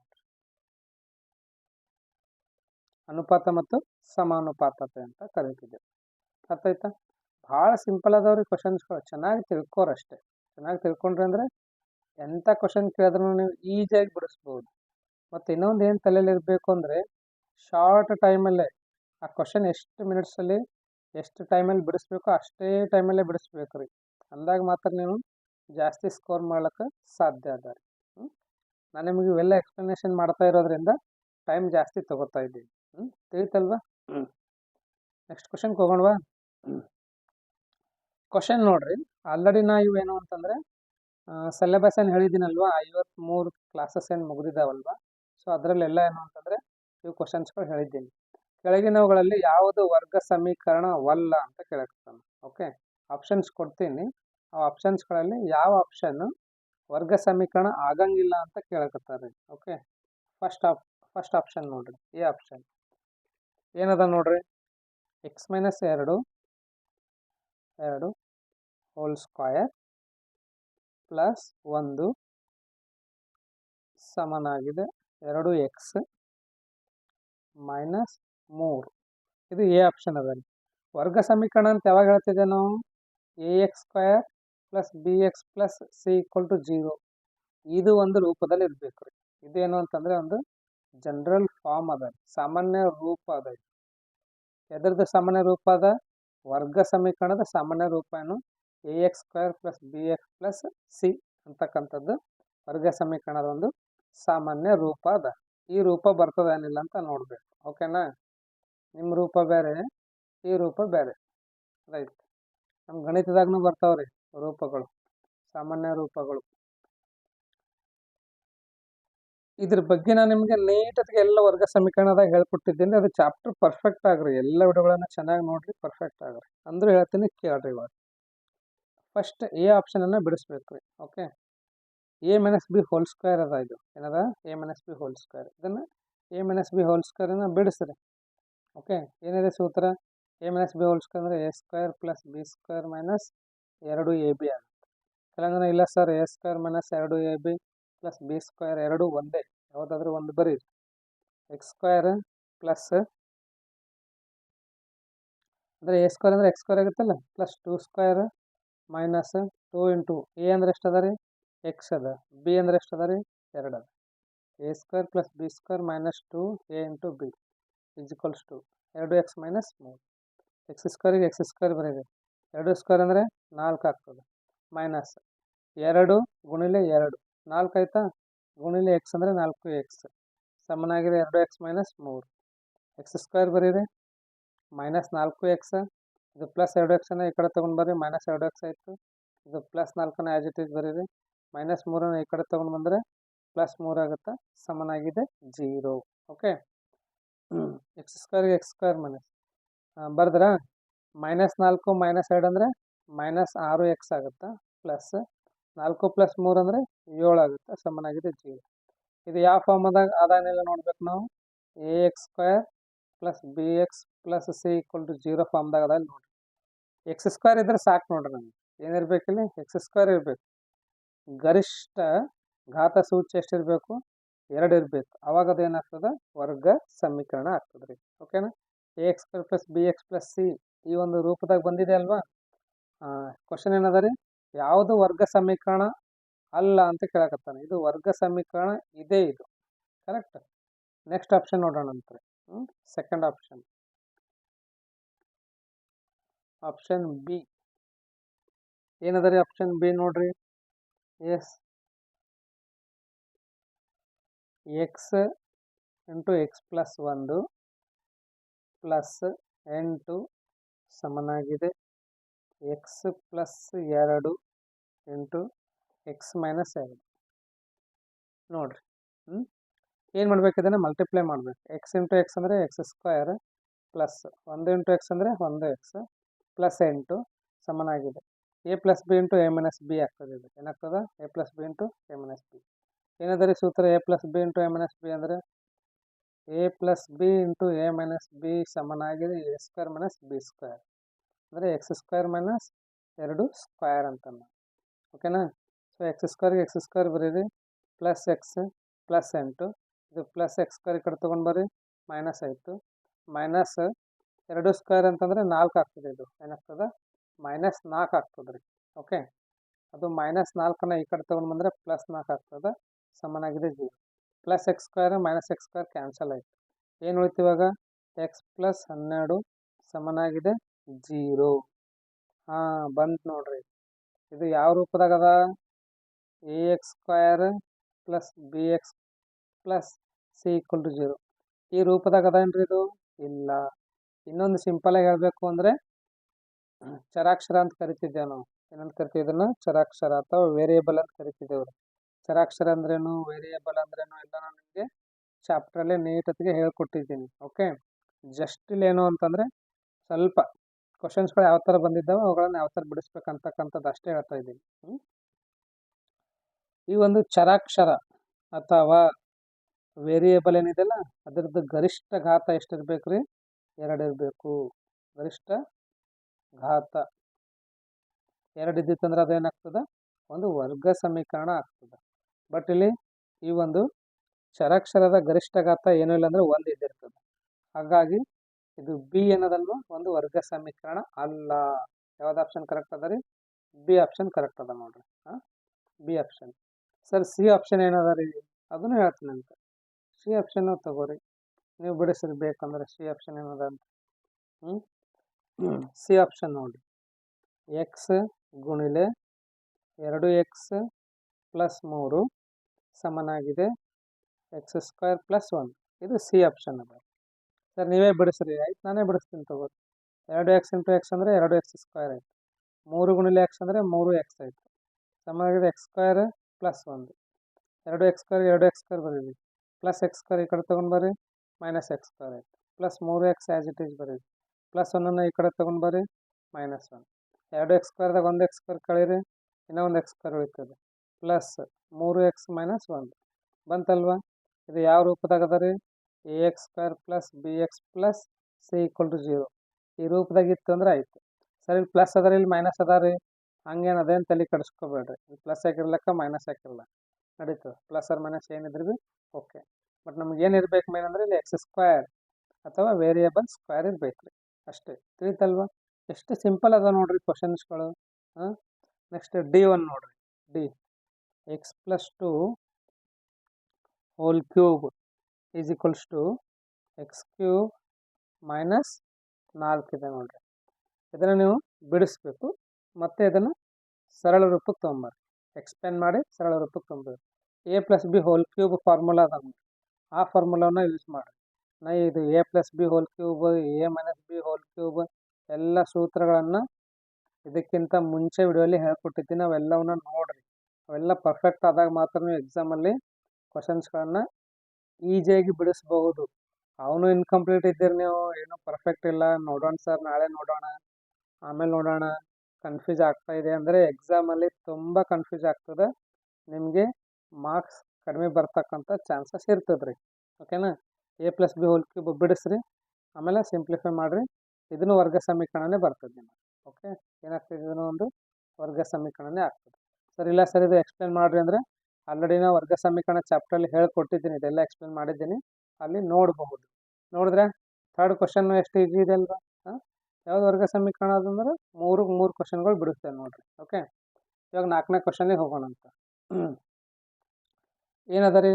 ಒಂದು ಆಯತದ ಸುತ್ತಳತೆ 82 ಮೀಟರ್ ಅಂತ, ವಿಸ್ತೀರ್ಣ 400 ಮೀಟರ್. ಹಾಗಾದ್ರೆ ಆಯತದ ಅಗಲ ಎಷ್ಟು ಅಂತ ಕೇಳಕತ್ತ ನಾನು. ಒಂದು ಆಯತದ ಸುತ್ತಳತೆ ಕೊಟ್ಟರೆ, ವಿಸ್ತೀರ್ಣ ಕೊಟ್ಟರೆ, ಹಾಗಾದ್ರೆ ಆಯತದ ಅಗಲ ಎಷ್ಟು ಅಂತ ಕೇಳಕತ್ತ ನೋಡ್ರಿ. ಫಸ್ಟ್ ಆಪ್ಷನ್ ಏನಿದೆ ಅಂದರೆ 25 ಮೀಟರ್ ಅದ ನೋಡ್ರಿ. ಸೆಕೆಂಡ್ ಆಪ್ಷನ್ 20 ಮೀಟರ್ ಅದ. ಓಕೆ, ಥರ್ಡ್ ಆಪ್ಷನ್ ಬಂದ್ಬಿಟ್ಟು 16 ಮೀಟರ್ ಅದ. ಆ್ಯಂಡ್ ಫೋರ್ತ್ ಆಪ್ಷನ್ ಬಂದ್ಬಿಟ್ಟು 9 ಮೀಟರ್ ಅದ. ಕರೆಕ್ಟ್. ಒಂದು ಆಯತದ ಸುತ್ತಳತೆ, ಆಯತದ ವಿಸ್ತೀರ್ಣ ಕೊಟ್ಟಿದ್ದಾನಲ್ವಾ? ಫಸ್ಟ್ ನೀವು ಇಲ್ಲಿ ಏನು ಮಾಡಬೇಕು? ಆಯತದ ಸುತ್ತಳತೆ ಕಂಡಿರ್ತಕ್ಕಂಥ ಸೂತ್ರವನ್ನು ಬರೀಬೇಕು. ರೈಟ್, ಬರೆಯೋಣವಾ? ಆಯತದ ಸುತ್ತಳತೆ, ರೈಟ್, ಆಯತದ ಸುತ್ತಳತೆ, ಅದನ್ನು ನಾವು ಪಿ ಅಂತ ಕರಿತಿದ್ದೇವೆ, ಪೆರಿಮೀಟರ್ ಅಂತ. ಆಯತದ ಸುತ್ತಳತೆ ಕಂಡಿರ್ತಕ್ಕಂಥ ಸೂತ್ರ ಏನದ ರೀ? 2 ಗುಣಿಲೆ ಉದ್ದ ಪ್ಲಸ್ ಅಗಲ, ಇಂಗ್ಲೀಷಲ್ಲಿ 2 × L + B ಅಂತ ಕರಿತಿದ್ದೆವು. ಎಷ್ಟು ಕೊಟ್ಟಿದ್ದಾನೆ? 82 ಕೊಟ್ಟಿದ್ದಾನೆ, ಹೌದಲ್ವಾ? ರೈಟ್, 2 ಗುಣಿಲೆ L + B = 82 ಆಯಿತು. ಇವಾಗ L + B = 82. ಇದು ಗುಣಿಲೆ 2ನ್ನ ಈ ಕಡೆ ತೊಗೊಂಡ್ಬರ್ರಿ, ಭಾಗಿಲೆ ಆಗುತ್ತೆ. ಎಷ್ಟು ಬಂತು ಇಲ್ಲಿ ನಿಮಗೆ? 41 ಬಂತು. ಅದನ್ನು ಬರೀಲೇ? therefore L + B = 41. ಕರೆಕ್ಟಾ? ಇದನ್ನು ಫಸ್ಟ್ ಇಕ್ವೇಷನ್ ಅಂತ ಕರೀರಿ. ಅಥವಾ ಇಲ್ಲಾಂದರೆ ಇದನ್ನು ಇನ್ನೊಂದು ಸ್ವಲ್ಪ ನೀವು ಏನು ಮಾಡಬೇಕು ಇಲ್ಲಿ ಅಂತಂದರೆ L ಅಥವಾ B ನ ಬೆಲೆಯನ್ನು ಬರ್ಕೋರಿ. L = ಏನಾಗುತ್ತೆ? 41 + B ಕಡೆ ತೊಗೊಂಡ್ಬರ್ರಿ, -B ಆಗುತ್ತೆ. L ಬೆಲೆ ಬಂತಾ? ಎಷ್ಟು ಬಂತು? 41 - B. ಇದು ಫಸ್ಟ್ ಒನ್. ಏನು ಕೊಟ್ಟಿದ್ದಾನೆ? ಮತ್ತೆ ವಿಸ್ತೀರ್ಣ ಕೊಟ್ಟಿದ್ದಾನೆ. ವಿಸ್ತೀರ್ಣ ಅಂದರೆ ಏರಿಯಾ ಅಂತ, ಸುತ್ತಳತೆ ಅಂದರೆ ಪ್ಯಾರಿಮೀಟರ್ ಅನ್ನ. ಓಕೆ, ಏರಿಯಾ ಆಫ್ ರೆಕ್ಟ್ಯಾಂಗಲ್ ಕೊಟ್ಟಿದ್ದಾನೆ, ಹೌದಾ? ನೋಡ್ರಿ, ಆಯತದ ವಿಸ್ತೀರ್ಣ A = ಆಯತದ ವಿಸ್ತೀರ್ಣ A = ಎಷ್ಟು ಕೊಟ್ಟಿದ್ದಾನೆ ರೀ? ಆಯತ ವಿಸ್ತೀರ್ಣ ಕಂಡಿರ್ತಕ್ಕಂಥ ಸೂತ್ರ ಏನದ? L ಗುಣಿಲೆ B ಇದೆ. ಎಷ್ಟು ಬಂತು? 400 ಮೀಟರ್ ಸ್ಕ್ವೇರ್ ಬಂತು. ಎಷ್ಟು ಬಂತು ರೀ? 400 ಮೀಟರ್ ಸ್ಕ್ವೇರ್ ಕೊಟ್ಟಿದ್ದಾನೆ. ಓಕೆ, ವಿಸ್ತೀರ್ಣ ಯಾವಾಗಲೂ ಅದರಲ್ಲಿ ಇದ್ದಿರ್ತದೆ, ಸ್ಕ್ವೇರ್ ಯೂನಿಟಲ್ಲಿ ಇದ್ದಿರ್ತದೆ ನೋಡ್ರಿ. ಓಕೆ, 400. ರೈಟ್, ಇವಾಗ ಎಲ್ಲಿ ಬೆಲೆ ಎಷ್ಟದ? ಎಲ್ಲಿ ಬೆಲೆ ಎಷ್ಟದ ರೀ? 41 - B ಇದಲ್ಲ, ಅದನ್ನು ಬರೀ. ಎಲ್ಲಂದ್ರೆ 41 - B, ಇದು ಗುಣಿಲೆ B ಆ್ಯಸ್ ಇಟ್ ಈಸ್ ಬರ್ಕೊ. ಗುಣಿಲೆ B ಆ್ಯಸ್ ಇಟ್ ಈಸ್ = 400. ತಿಳಿತಲ್ವಾ? 4 ಗುಣಿಲೆ B ಅಂದರೆ 4B ಆಯಿತು. ಏನಿದೆ ರೀ ಇದು? ಐ ಥಿಂಕ್ ಇದು 41 - B ಇದೆ ನೋಡ್ರಿ. 41 - B ಇದೆ ಅಲ್ವಾ? ಸೊ ಎಕ್ಸಾಮಲ್ಲಿ ಈ ಥರ ಕನ್ಫ್ಯೂಸ್ ಮಾಡ್ಕೋಬೇಡ್ರಿ. ಕನ್ಫ್ಯೂಸ್ ಮಾಡಿದ್ರಿ ಅಂದರೆ ಆನ್ಸರ್ ಎಲ್ಲ ರಾಂಗ್ ಹೋಗ್ತದೆ ನೋಡ್ರಿ. 41 - B, 41 - B ಏನದ? ಇದು L ನ ಬೆಲೆ ಅದ, ಹೌದಾ? L ನ ಬೆಲೆ ಅದಲ್ವಾ? ಗುಣಿಲೆ B ಬರೀರಿ ಆ್ಯಸ್ ಇಟ್ ಈಸ್. B ಸಮನಾಗಿದೆ 400 ಆ್ಯಸ್ ಇಟ್ ಈಸ್ ಬರ್ಕೋರಿ. ರೈಟ್, 41 ಗುಣಿಲೆ B ಅಂದರೆ 41B ಆಗ್ತದೆ. -B ಗುಣಿಲೆ B ಅಂದರೆ B² ಸಮನಾಗಿದೆ 400 ಆಯಿತು. ಓಕೆ, ಇದು -B² ಈ ಕಡೆ ತೊಗೊಂಡ್ಬರ್ರಿ, +B² ಆಯಿತು. ಇದು ಪ್ಲಸ್ 41 ಬಿ ಅನ್ನು ಈ ಕಡೆ ತೊಗೊಂಡು ಬರ್ರಿ, ಮೈನಸ್ 41 ಬಿ ಆಗ್ತದೆ. ಕರೆಕ್ಟ್. ಇದು 400 ಇಲ್ಲೇ ಇಟ್ಕೋರಿ. ಸಮನಾಗಿದೆ 0. ವರ್ಗ ಸಮೀಕರಣವನ್ನು ಯಾವ ಥರ ಬಿಡಿಸಬೇಕು ಅಂತ ಹೇಳಿದ್ದೀನಿ ನಾನು ನಿಮಗೆ. ಹೌದಾ? ಸೂತ್ರದ ಸಹಾಯದಿಂದಾಗಲಿ ಅಪವರ್ತಿಸುವಿಕೆ ವಿಧಾನದಿಂದಾಗಲಿ ಯಾವ ಥರವನ್ನು ಬಿಡಿಸ್ಬೇಕು ಅಂತ ಹೇಳಿದ್ದೀನಿ. ಅದಕ್ಕೆ ವರ್ಗ ಸಮೀಕರಣ ಚಾಪ್ಟರ್ ಪರ್ಫೆಕ್ಟ್ ಆಗ್ರಿ. ಓಕೆ. ಇಲ್ಲಿ 400 ಏನಿದೆ ಅಲ್ವಾ, ಇದು ಕಾನ್ಸ್ಟಂಟ್ ಸಂಖ್ಯೆನ ಬರ್ಕೋರಿ. ಮತ್ತು ಬಿ ಸ್ಕ್ವೇರ್ದು ಕೋಎಫಿಷಿಯಂಟ್ ಸಹಗುಣಕ 1 ಅದ. 1 ಅಂದ್ರೆ ಏನು ತಲೆ ಕಡಿಸ್ಕೊಬಿಡ್ರಿ. 400ಕ್ಕೆ 400 ಬರೀರಿ. ಇದ್ರದ್ದು ಅಪವರ್ತನಗಳನ್ನು ಕಂಡುಹಿಡಿಯಿರಿ. 2ರಿಂದ ನೀವೇನು ಮಾಡಬೇಕು, ಇಲ್ಲಿ ಭಾಗ ಮಾಡಬೇಕು. ಓಕೆ. 2ರಿಂದ ಯಾಕಂದರೆ 2 ಅಂತಕ್ಕಂಥದ್ದು ಅವಿಭಾಜ್ಯ ಸಂಖ್ಯೆ ಅದ ರೀ. ಅವಿಭಾಜ್ಯ ಸಂಖ್ಯೆಗಳನ್ನು ಮಾತ್ರ ನೀವು ಇಲ್ಲಿ ಅಪವರ್ತನಗಳನ್ನಾಗಿ ಬಳಸಬಹುದು. ಓಕೆ. ಮತ್ತೆ 2ರಿಂದ ತಗೋರಿ, 100 ಆಯಿತು. ಮತ್ತೆ 2ರಿಂದ ಹೋಗುತ್ತಾ ಹೊಡೀರಿ. ಮತ್ತೆ ಹೋಗುತ್ತಾ. ಮತ್ತೆ 2ರಿಂದ ಹೋಗಲ್ಲ. ಇವಾಗ 3ರಿಂದ ಹೋಗಲ್ಲ. 5ರಿಂದ ತಗೊಳ್ಳುವ ತಗೋರಿ. ಮತ್ತೆ 5ರಿಂದ ತಗೋರಿ. 2 2 4, 4 2 8, 8 2 16. 2 ಗ್ರೂಪ್ ಮಾಡಬೇಕು ಅಪವರ್ತನಗಳದಾಗ. ಹೌದಿಲ್ಲ? ಮತ್ತು 5 5 25. ಇವೆರಡು ಕೂಡಿಸಿದ್ರು ಅಥವಾ ಕಳೆದ್ರೆ ನಿಮ್ಗೆ ಎಷ್ಟು ಬರಬೇಕು, ಇಲ್ಲಿ ಮೈನಸ್ 41 ಬರಬೇಕು. ಹಾಗಾಗಿ -16 -25 ತಗೋರಿ. ಮೈನಸ್ ಗುಂಡ್ಲೆ ಮೈನಸ್ ಪ್ಲಸ್ ಆಗ್ತದೆ. 16 ಗುಂಡ್ಲೆ 25 ಅಂದ್ರೆ 400 ಆಗ್ತದೆ ರೀ. ಹೌದಾ? ಸೊ ಬಿ ಸ್ಕ್ವೇರ್ ಬರೀರಿ. ಮೈನಸ್ 41 ಜಾಗದಾಗ 16 ಬಿ ಮೈನಸ್ 25 ಬಿ ಬರೀರಿ. ಪ್ಲಸ್ 400 ಸಮನಾಗಿದೆ 0. ಇದರಲ್ಲಿ ಇವೆರಡರಲ್ಲಿ ಏನು ಕಾಮನ್ ಅದ ರೀ? ಬಿ ಕಾಮನ್ ಅದ. ಏನು ಉಳಿತು? B minus 16. ಇವೆರಡದಾಗ ಏನು ಕಾಮನ್ ಅದ ರೀ? 25. ಇಲ್ಲಿ ಏನು ಬಂದಿರುತ್ತೆ ಅದನ್ನೇ ಬರೀರಿ. ಬಿ ಮೈನಸ್ 16 ಸಮನಾಗಿದೆ 0. ಈ ಮೈನಸನ್ನು ಇದಕ್ಕೆ ಪ್ಲಸ್ಸಿಗೆ ಗುಣಿಸ್ಬೇಕು. ಮೈನಸ್ ಗುಣಿಸಲು ಪ್ಲಸ್ ಅಂದರೆ ಮೈನಸ್ ಆಗ್ತದೆ. ಇದರಲ್ಲಿ ಏನು ಕಾಮನ್ ಅದ ರೀ? ಬಿ ಮೈನಸ್ 16 ಕಾಮನ್ ಅದ. ಏನು ಉಳಿತದೆ ಇಲ್ಲಿ? ಬಿ ಉಳಿತದೆ. ಇಲ್ಲೇನು ಉಳಿತದ? ಮೈನಸ್ 25 ಸಮನಾಗಿದೆ 0. ತಿಳಿತಾ?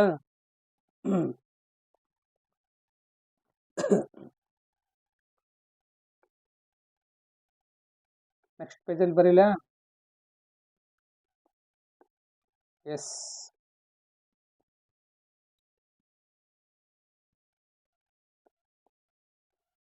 B minus 16 = 0. Right. B minus 25 = 0 ಆಯ್ತು. ಬಿ = ಎಷ್ಟು ಬಂತು? 16. ಅಥವಾ ಬಿ = ಎಷ್ಟು ಬಂತು? 25. ಕರೆಕ್ಟಾ? ನೆಕ್ಸ್ಟ್ ನೋಡ್ರಿ, ಏನು ಕೊಟ್ಟಿದ್ದಾನತ್ತ? ಅಥವಾ ಇಲ್ಲಿ ಎಲ್ ಪ್ಲಸ್ ಬಿ ಅಂದ್ರೆ ಬಂದಿದ, ಅಥವಾ ಇದನ್ನೇ ತಗೋರಿ. ಫಸ್ಟ್ ಇಕ್ವೇಶನ್ ತಗೋರಿ. ಎಲ್ = 41 ಮೈನಸ್ ಬಿ ಇದಲ್ಲ, ಎಲ್ = 41 ಮೈನಸ್ ಬಿ. ಬರೀ 4 ಬರ್ತಾ ಇದೆ ನೋಡ್ರಿ. ಇದು ಯಾಕೋ 41 ಆಗಲ್ಲ. 41 ಮೈನಸ್ ಬಿ. 41ಕ್ಕೆ 41 ಬರೀ ಮೈನಸ್ ಬಿ. ಬಿ ಅಂದರೆ ಬ್ರೆಡ್ ಯಾವಾಗಲೂ ಏನಾಗಿರ್ತದೆ ರೀ? ಸಣ್ಣದಿದ್ದಿರ್ತದೆ. ಹೌದಿಲ್ಲ? ಏನು? ಬ್ರೆಡ್ ಯಾವಾಗಲೂ ಸಣ್ಣದಿರ್ತದೆ. ಲೆಂತ್ ಯಾವಾಗಲೂ ದೊಡ್ಡದಿರ್ತದೆ. ಸೊ ಬ್ರೆಡ್ ಎಷ್ಟು ತೊಗೋಬೇಕು ಇಲ್ಲಿ? 16 ತಗೋರಿ. ಕರೆಕ್ಟಾ? ಬ್ರೆಡ್ 16 ತೊಗೊಂಡಾಗ ಲೆಂತ್ ಎಷ್ಟು ಬರ್ತದೆ ನೋಡೋಣ ಅಂತ. 41 ಮೈನಸ್ 16 ಅಂದರೆ 25. 25 ಮೀಟರ್. ಎಷ್ಟು ರೀ? 25 ಮೀಟರ್. ಬತ್ತಲ್ವಾ? ಕರೆಕ್ಟ್. ತಿಳಿತಾ? 25 ಮೀಟ್ರ್. ಸಪೋಸ್ ನೀವು ಬಿ = 25 ತೊಗೊಂಡ್ರಿ ಅಂದರೆ ಎಲ್ = 16 ಬರ್ತದೆ. ಕರೆಕ್ಟ್. ಬಟ್ 16 ಕರೆಕ್ಟ್ ಆಗಂಗಿಲ್ಲ. ಯಾಕಂದ್ರೆ ಲೆಂತ್ ಯಾವಾಗೂ ಬ್ರೆಡ್ಗಿಂತ ಜಾಸ್ತಿ ಇರ್ತದ. ಹೌದಾ? ಸೊ ಎಷ್ಟನೇ ಕ್ವಶನ್ ಇದು?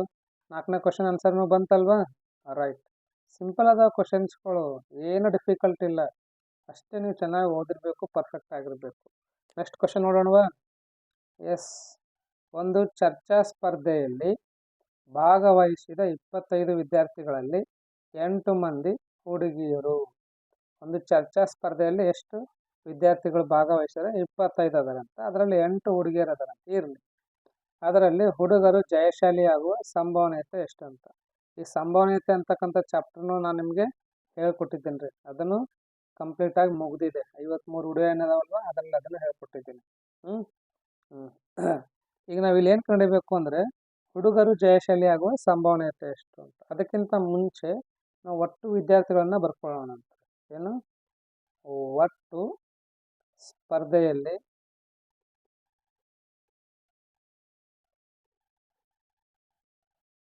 ಭಾಗವಹಿಸಿದ ವಿದ್ಯಾರ್ಥಿಗಳು.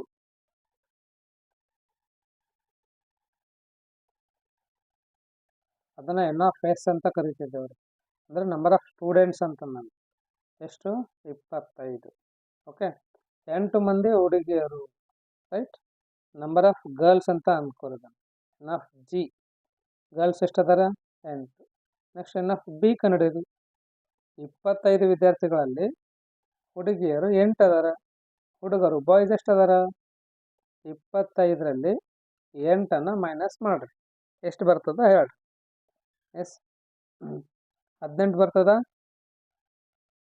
ಇಲ್ಲ, 25 ಇದೆ ಅಲ್ವಾ, 25 ಅಂದರೆ 17 ಬರ್ತದೆ ನೋಡ್ರಿ. 17 + 8 25. ಹುಡುಗರ ಸಂಖ್ಯೆ ಎಷ್ಟಾಯಿತು? ಇದು ಹುಡುಗರ ಸಂಖ್ಯೆ 17 ಆಯಿತು, ಕರೆಕ್ಟ್. ನಂಬರ್ ಆಫ್ ಬಾಯ್ಸ್ ಎಷ್ಟಾಯ್ತು ರೀ 17 ಆಯಿತು, ಕರೆಕ್ಟ್. ಹುಡುಗರು ಜಯಶಾಲಿ ಆಗುವ ಸಂಭವನೆ ಐತೆ ಎಷ್ಟು, right. Probability of winning of boys ಅಂತ ಅಥವಾ WB ಅಂತ ಬರೀ. Okay, probability of winning of boys, correct. ಅಷ್ಟು ವಿದ್ಯಾರ್ಥಿಗಳು ಎಷ್ಟು ಅದಾರ 25 ಅದಾರ, ಹೌದಲ್ವಾ. ಒಟ್ಟು ವಿದ್ಯಾರ್ಥಿಗಳಲ್ಲಿ ಎಷ್ಟು ವಿದ್ಯಾರ್ಥಿಗಳು ಹುಡುಗರು ಅದಾರ 15 ಅದ. 25ರಲ್ಲಿ 17 ಹುಡುಗರು ಗೆಲ್ಲತಕ್ಕಂಥ ಚಾನ್ಸಸ್ ಇದ್ದಿರ್ತದ್ರಿ ಅಷ್ಟೇ. ಭಾಳ ಸಿಂಪಲ್ ಅದ ರೀ. ಸಂಭವನೀಯತೆ ಚಾಪ್ಟ್ರಲ್ಲಿ ಇದು ಈಜಿಯಾಗಿ ನೀವು ಮಾರ್ಕ್ಸನ್ನು ತೊಗೋಬೋದು. ಇದನ್ನು ನಾವು ಸೂತ್ರದ ಹೇಳಬೇಕು ಅಂದರೆ n of b divided by n of s ಅಂತ ಬರಿಬೋದು. ಇದು ಸೂತ್ರ ಅದ. ಓಕೆ ಸರ್, ಇಲ್ಲ ಸರ್ ನಾನು ಅದು MCQ ಇದೆಲ್ಲ ಡೈರೆಕ್ಟಾಗಿ ಬಿಡಿಸ್ತೀನಿ ಅಂದರೆ ಈ ಥರ ಒಟ್ಟು ವಿದ್ಯಾರ್ಥಿಗಳು ಎಷ್ಟು ಅದಾರ ಮತ್ತು ಒಟ್ಟು ಹುಡುಗರು ಎಷ್ಟು ಅದಾರ ಅಂತ ಬರೆದ್ರೆ ಸಾಕು, ಇಷ್ಟೇ. ಭಾಳ ಸಿಂಪಲ್ ಅದ ಕ್ವಶನ್. ಯಾವ್ದು ಆಪ್ಷನ್ ಅದ ನೋಡ್ರಿ, 17/25 ಫಸ್ಟ್ ಆಪ್ಷನ್ನೇ ಕೊಟ್ಟಿದ್ದಾನೆ ನೋಡ್ರಿ, ಫಸ್ಟ್ ಆಪ್ಷನ್ನೇ, ಹೌದಲ್ವಾ. ರೈಟ್. ನೆಕ್ಸ್ಟ್ ಕ್ವಶನ್ಗೆ ಹೋಗೋಣಂತ. ಒಬ್ಬ ಅಥ್ಲೇಟ್ ಒಟ್ಟು ಸ್ಪರ್ಧೆಗಳ ಪೈಕಿ 8ರಲ್ಲಿ ಜಯಶಾಲಿ ಆಗುವನು ಅಥವಾ ಜಯಶಾಲಿ ಯಾದನು ಅಂತ ಅನ್ಕೋರಿ. ಅವನ ಗೆಲುವಿನ ಪ್ರಮಾಣ 40% ಅಷ್ಟೇ ಪಾಸ್ ಆಗ್ತಾನಂತ ಅಥವಾ 40% ಅಷ್ಟೇ ಅಥವಾ ವಿನ್ ಆಗ್ತಾನಂತ. ಒಟ್ಟಾರೆ ಸ್ಪರ್ಧೆಗಳ ಸಂಖ್ಯೆ ಎಷ್ಟು? ಆತ 100 ಮ್ಯಾಚ್ ಆಡಿದನು ಅಂದ್ರೆ ಅದ್ರಾಗ 40 ಮ್ಯಾಚ್ ಅಷ್ಟೇ ಗೆದ್ದಿತಾನಂತ್ರಿ. ಈಗ ಆಲ್ರೆಡಿ 8 ಮ್ಯಾಚ್ ಗೆದ್ದಿದ್ದಾನ, ಹಂಗಂದ್ರೆ ಆತ ಎಷ್ಟು ಮ್ಯಾಚ್ ಆಡಿದಾನ ಅಂತ ಕೇಳಕತ್ತಾರ ಅವ್ರು. ಭಾಳ ಸಿಂಪಲ್ ಅದ ರೀ. ಓಕೆ, ಇದನ್ನು ಹೇಳಬೇಕು ಅಂದರೆ 40 ಮ್ಯಾಚ್ ಯಾವಾಗ ಗೆದ್ದಿತಾನ? 100 ಮ್ಯಾಚ್ ಆಡ್ದಾಗ ಗೆದ್ದಿತಾನ. ಈಗ ಆಲ್ರೆಡಿ 8 ಮ್ಯಾಚ್ ಗೆದ್ದಿದ್ದಾನಲ್ಲ, ಎಷ್ಟು ಮ್ಯಾಚ್ ಆಡಿದಾನ ಗೊತ್ತಿಲ್ಲ ನಿಮಗೆ, ಎಕ್ಸ್ ಅಂತ ಅನ್ಕೋರಿ. ತಿಳಿತಾ? ಇದು ಗೆಲ್ಲುವ ಸ್ಪರ್ಧೆಗಳ ಸಂಖ್ಯೆ, ಇದು ಒಟ್ಟು ಸ್ಪರ್ಧೆಗಳ ಸಂಖ್ಯೆ ಅಂತ ಅನ್ಕೋರಿ.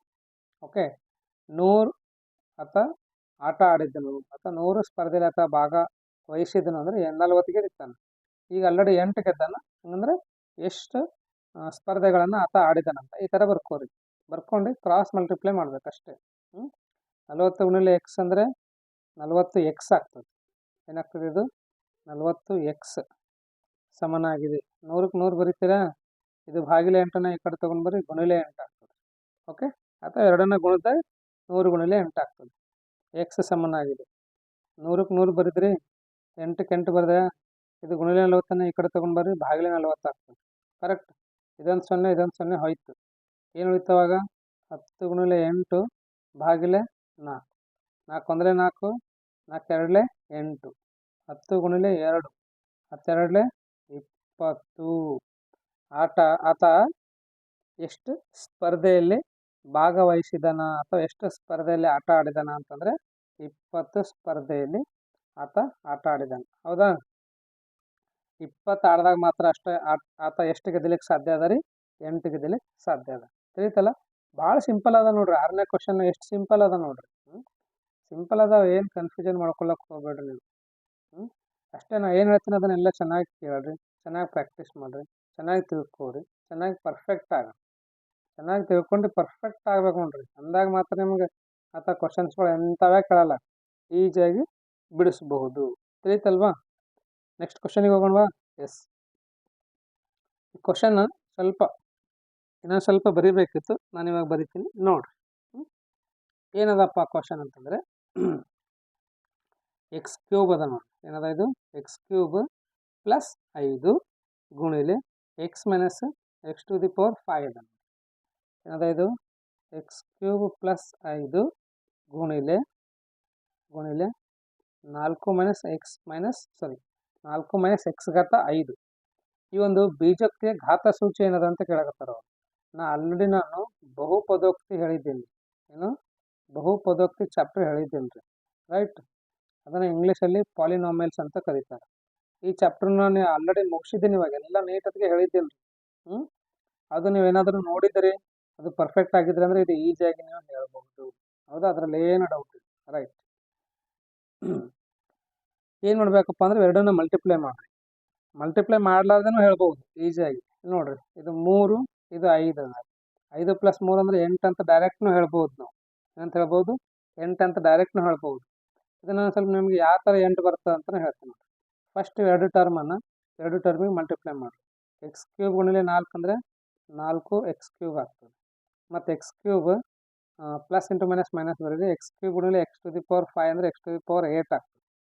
ಓಕೆ, x⁴ ಇಂಟು x⁴ ಅಂದರೆ x⁴ ಆಗ್ತದೆ. ಇವೆರಡನ್ನು ಕೂಡಿಸ್ಬೇಕು, ನೀವು ಗುಣಿಸ್ಬಾರ್ದು. 3 5 15 ಬರಿಬೇಡ್ರಿ.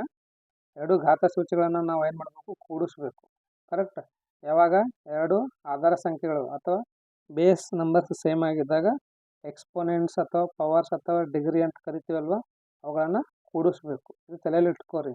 ಲಾಸ್ ಆಫ್ ಎಕ್ಸ್ಪೋನೆಂಟ್ಸ್ ಅಂತ ಬರ್ತಾವ್ರಿ, ಅಥವಾ ಲಾಸ್ ಆಫ್ ಇಂಡೈಸಸ್ ಅಂತ ಬರ್ತಾವೆ. ಒಂದು 5 ರಿಂದ 7 ಅದಾವ. ಅವು 7 ನೀವು ಪರ್ಫೆಕ್ಟ್ ಆಗಬೇಕು. Loss of indices, correct. ಅದನ್ನು ಹೇಳಿದ್ದೀನಿ ನಾನು, ನೋಡಿದಿಲ್ಲ ಅಂದರೆ ನೋಡ್ರಿ, ರೈಟ್. ಈಗ 5ರಿಂದ ಮಲ್ಟಿಪ್ಲೈ ಮಾಡೋಣವಾ? ಪ್ಲಸ್ 5 ಗುಣಿಲೆ 4 ಅಂದರೆ 20 ಪ್ಲಸ್ ಇಂಟು ಮೈನಸ್ ಮೈನಸ್ 5 ಗುಣಿಲೆ x⁴ ಆಗ್ತದೆ. ಹೌದಾ? 4 X cube as it is ಬರೀರಿ. Minus x⁴ minus 5 x⁴ plus 20. ಇವು ಇಷ್ಟಲ್ಲಿ ನೋಡ್ರಿ, ಅತ್ಯಂತ ಗರಿಷ್ಠ ಘಾತ ಸೂಚಿ ಯಾವ್ದದ ರೀ? 8 ಅದ. ಹೌದಲ್ವ? ಈ ಒಂದು ಬೀಜೋಕ್ತಿ ಘಾತ ಸೂಚಿ ಅಂದರೆ ನಾವು ಗರಿಷ್ಠ ಇರ್ತಕ್ಕಂಥದ್ದನ್ನು ಹೇಳಬೇಕು. ಅದಕ್ಕೆ ನಾನು ನಿಮಗೆ ಬಹುಪದೋಕ್ತಿ ಚಾಪ್ಟರ್ಲೆಲ್ಲ ಹೇಳಿದ್ದೀನಿ. ಬಹುಪದೋಕ್ತಿಯಲ್ಲಿ ಹೇಳಿದ್ದೀನಿ, ಮತ್ತು ವರ್ಗ ಸಮೀಕರಣ ಚಾಪ್ಟರ್ಲ್ಲೂ ಹೇಳಿದ್ದೀನಿ. ಅವೆರಡನ್ನು ನೀವು ನೋಡಿದ್ರೆ ಅಂದರೆ ಇದು ಈಸಿಯಾಗಿ ನೀವು ಬಿಡಿಸ್ಬೋದು, ಒಂದು ಮಾರ್ಕ್ಸನ್ನು ತೊಗೋಬೋದು. ಓಕೆ, ತಿಳಿತಲ್ವಾ? ಈ ಒಂದು ಬೀಜೋಕ್ತಿ ಘಾತ ಸೂಚಿ ಎಷ್ಟು ಅಂದರೆ 8 ಅದ ನೋಡ್ರಿ. ಇಲ್ಲಿ ಮೈನಸ್ ಅದನ್ನ ಪ್ಲಸ್ ಅದನ್ನ ಇಲ್ಲಿದೆ ತಲೆ ಕೆಡಿಸ್ಕೊಬೇಡ್ರಿ. ಘಾತ ಸೂಚಿ, ಡಿಗ್ರಿ, ಎಕ್ಸ್ಪೋನೆಂಟ್, ಪವರ್ ಏನದ ನೋಡ್ರಿ ಅಷ್ಟೇ. ಅದನ್ನು ಬಿಟ್ಟು ಮತ್ತೇನು ನೋಡೋದು ಅವಶ್ಯಕತೆನೇ ಇಲ್ಲ. ಸರಿ, ನೆಕ್ಸ್ಟ್ ಕ್ವಶನ್ಗೆ ಹೋಗೋಣವಾ? ಎಸ್, ಈ ಒಂದು ಬಹುಪದೋಕ್ತಿ P of X = cx + d ದ ಶೂನ್ಯತೆ ಅಂತ ಕೇಳಕತ್ತಾರ ಅವ್ರು. ಎಷ್ಟು ಸಿಂಪಲ್ ಕ್ವಶನ್ಸ್ಗಳದ ನೋಡ್ರಿ. 8ನೇ ಕ್ವಶನಿಗೆ ಬಂದೀನಿ ನಾನು. MCQನ 8ನೇ ಕ್ವಶನಿಗೆ ಬಂದಿದ್ದೀನಿ. ಈ ಒಂದು ಬಹುಪದೋಕ್ತಿ ಕೊಟ್ಟಿದ್ದಾನಂತ್ರಿ. ಏನು ಕೊಟ್ಟಿದ್ದಾನ? P of X = cx + d. ಇದರದ್ದು ಶೂನ್ಯತೆ ಕಂಡಿಬೇಕಂತ. ಆಲ್ರೆಡಿ ನಾನು ಹೇಳಿದ್ದೇನೆ ಶೂನ್ಯತೆ ಯಾವ ಥರ ಕಂಡಿಬೇಕಂತ. ಅದಕ್ಕೆ ಬಹುಪದೋಕ್ತಿ ನೋಡ್ರಿ, ಅದನ್ನು ಪರ್ಫೆಕ್ಟ್ ಆಗ್ರಿ ಅಂತ ಹೇಳ್ತಾ ಇದ್ದೀನಿ. Very simple. ಶೂನ್ಯತೆ ಅಂದರೆ ಪಿ ಆಫ್ ಎಕ್ಸ್ = 0 ಆಗ್ತದೆ ರೀ. ಏನಾಗ್ತದ? P of X = 0, cx + d. ಇಲ್ಲಿ ಶೂನ್ಯತೆ ಅಂದರೆ ಎಕ್ಸ್ನ ಬೆಲೆ ಕಂಡಿಬೇಕು. ನಾವು ಏನು ಕಂಡಿಬೇಕು? ಎಕ್ಸ್ನ ಬೆಲೆ ಕಂಡಿಬೇಕು. ಹೌದಾ? ಇದು ಪ್ಲಸ್ ಡಿ ಅನ್ನ ಈ ಕಡೆ ತೊಗೊಂಡು ಬರ್ರಿ, ಮೈನಸ್ ಡಿ ಆಯಿತು, ಸಮನಾಗಿದೆ cx. ಇದು ಗುಣಿಲೆ ಸಿ ಈ ಕಡೆ ತೊಗೊಂಡು ಬರ್ರಿ, ಭಾಗಿಲೆ ಸಿ ಆಗ್ತದೆ, = ಎಕ್ಸ್ ಆಯಿತು. ಎಕ್ಸ್ನ ಬೆಲೆ ಎಷ್ಟು ಬಂತು? -d/c ಬಂತು. ಏನು ಕಂಡಿಬೇಕಂದಿಲ್ಲ? ಎಕ್ಸ್ನ ಬೆಲೆ. ಹೌದಲ್ವಾ? ಎಷ್ಟು ಸಿಂಪಲ್ ಅದ ನೋಡ್ರಿ. 1 ಮಿನಿಟ್ನೂ ತೊಗೊಳಂಗಿಲ್ಲ ಟೈಮ್. 1 ಮಿನಿಟ್ದಾಗ ಬಿಡಿಸ್ಬೋದು ನೀವು. ಓಕೆ, ಡಿ ಆಪ್ಷನ್ ಏನದ ರೀ? -d/c ಕರೆಕ್ಟ್ ಆನ್ಸರ್ ಅದ ನೋಡ್ರಿ. ತಿಳಿತಾ? ಎಷ್ಟು ಸಿಂಪಲ್ ಅದ ನೋಡ್ರಿ. 8 ಕ್ವಶನ್ಸ್ಗಳನ್ನ ಬಿಡಿಸಿದೆ ನಾವು ಇವಾಗೆ. ರೈಟ್. ಯಾವ ಥರ ಡಿಫಿಕಲ್ಟ್ ಅದ ಕ್ವಶನ್ ಪೇಪರ್ ಅಂತಾರಂತ ನಂಗೆ ಅರ್ಥ ಆಗ್ತಾ ಇಲ್ಲ. ರೈಟ್.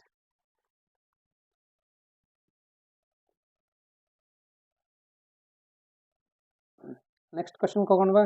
ಎಸ್, ಇದು ನೋಡ್ರಿ ಎಷ್ಟು ಸಿಂಪಲ್ ಕ್ವಶನ್ ಅದ ರೀ. ಅಬ್ಬಾ. ಮೂಲ ಬಿಂದು ಏನದ ರೀ? ಮೂಲ ಬಿಂದು ಓ ಅದ. ಹೌದಾ? ಓದ ಮೂಲಕ ಎಷ್ಟು ರೇಖೆಗಳು ಹಾದು ಹೋಗಬಹುದು ಅಂತ. ಮೂಲ ಬಿಂದು ಒಂದು ಪಾಯಿಂಟ್ ತಗೋರಿ. ಇದೊಂದು ಪಾಯಿಂಟ್ ಅದ. ಈ ಬಿಂದುವಿನ ಮುಖಾಂತರ ಎಷ್ಟು ರೇಖೆಗಳು ಹಾದು ಹೋಗ್ತಾವಂತ. ಎಷ್ಟು ರೇಖೆಗಳು ಹಾದು ಹೋಗ್ತಾವ? ನಿಮ್ಮ ಮನಸ್ಸಿಗೆ ಬಂದಷ್ಟು ಕಳಿಸ್ರಿ. ಹೌದಿಲ್ಲ? ಎಷ್ಟು ಬೇಕಷ್ಟು ಕಳಿಸ್ಬೋದು. ಇದನ್ನು ನಾವು ಏನಂತ ಕರಿತೀವಿ ಅಂದರೆ ಅನಂತ ಅಂತ ಕರಿತಿದ್ದೇವೆ. ಏನಂತ ಕರಿತೀವಿ? ಅನಂತ ಅಂತ ಕರಿತಿದ್ದೇವೆ. ಇಂಗ್ಲೀಷಲ್ಲಿ ಇನ್ಫನೈಟ್ ಅಂತಿದೆಯಲ್ಲ, ಅದನ್ನು ಕನ್ನಡದಲ್ಲಿ ಅನಂತ ಅನಂತ ರೇಖೆಗಳು ಹಾದು ಹೋಗ್ಬೋದು. ಅನಂತ ಅಂದರೆ ಇನ್ಫಿನೈಟ್, ಅನ್ಕೌಂಟೇಬಲ್. ಇದನ್ನು ಕೌಂಟ್ ಮಾಡೋಕೆ ಸಾಧ್ಯನೇ ಇಲ್ಲ, ಎಣಿಸ್ಲಿಕ್ಕೆ ಸಾಧ್ಯನೇ ಇಲ್ಲ. ಅದನ್ನೇನಂತ ಕರಿತೀವಿ ನಾವು ಅಂತಂದರೆ ಅನ್ಕೌಂಟೇಬಲ್ ಅಂತ ಕರಿತಿದ್ದೆವು. ತಿಳಿತಾ? ಎಷ್ಟು ಸಿಂಪಲ್ ಅದ ನೋಡ್ರಿ ಕ್ವಶನ್ಸ್ಗಳು. ಇಷ್ಟೇ, ಭಾಳ ಸಿಂಪಲ್ ಅದ ನೋಡ್ರಿ. ತಿಳಿತಲ್ವಾ? ನೋಡ್ರಿ 9 ಕ್ವಶನ್ಸ್ಗಳು ಈಸಿಯಾಗಿ ನೀವೇನದ ಬಿಡಿಸ್ತೀರಿ.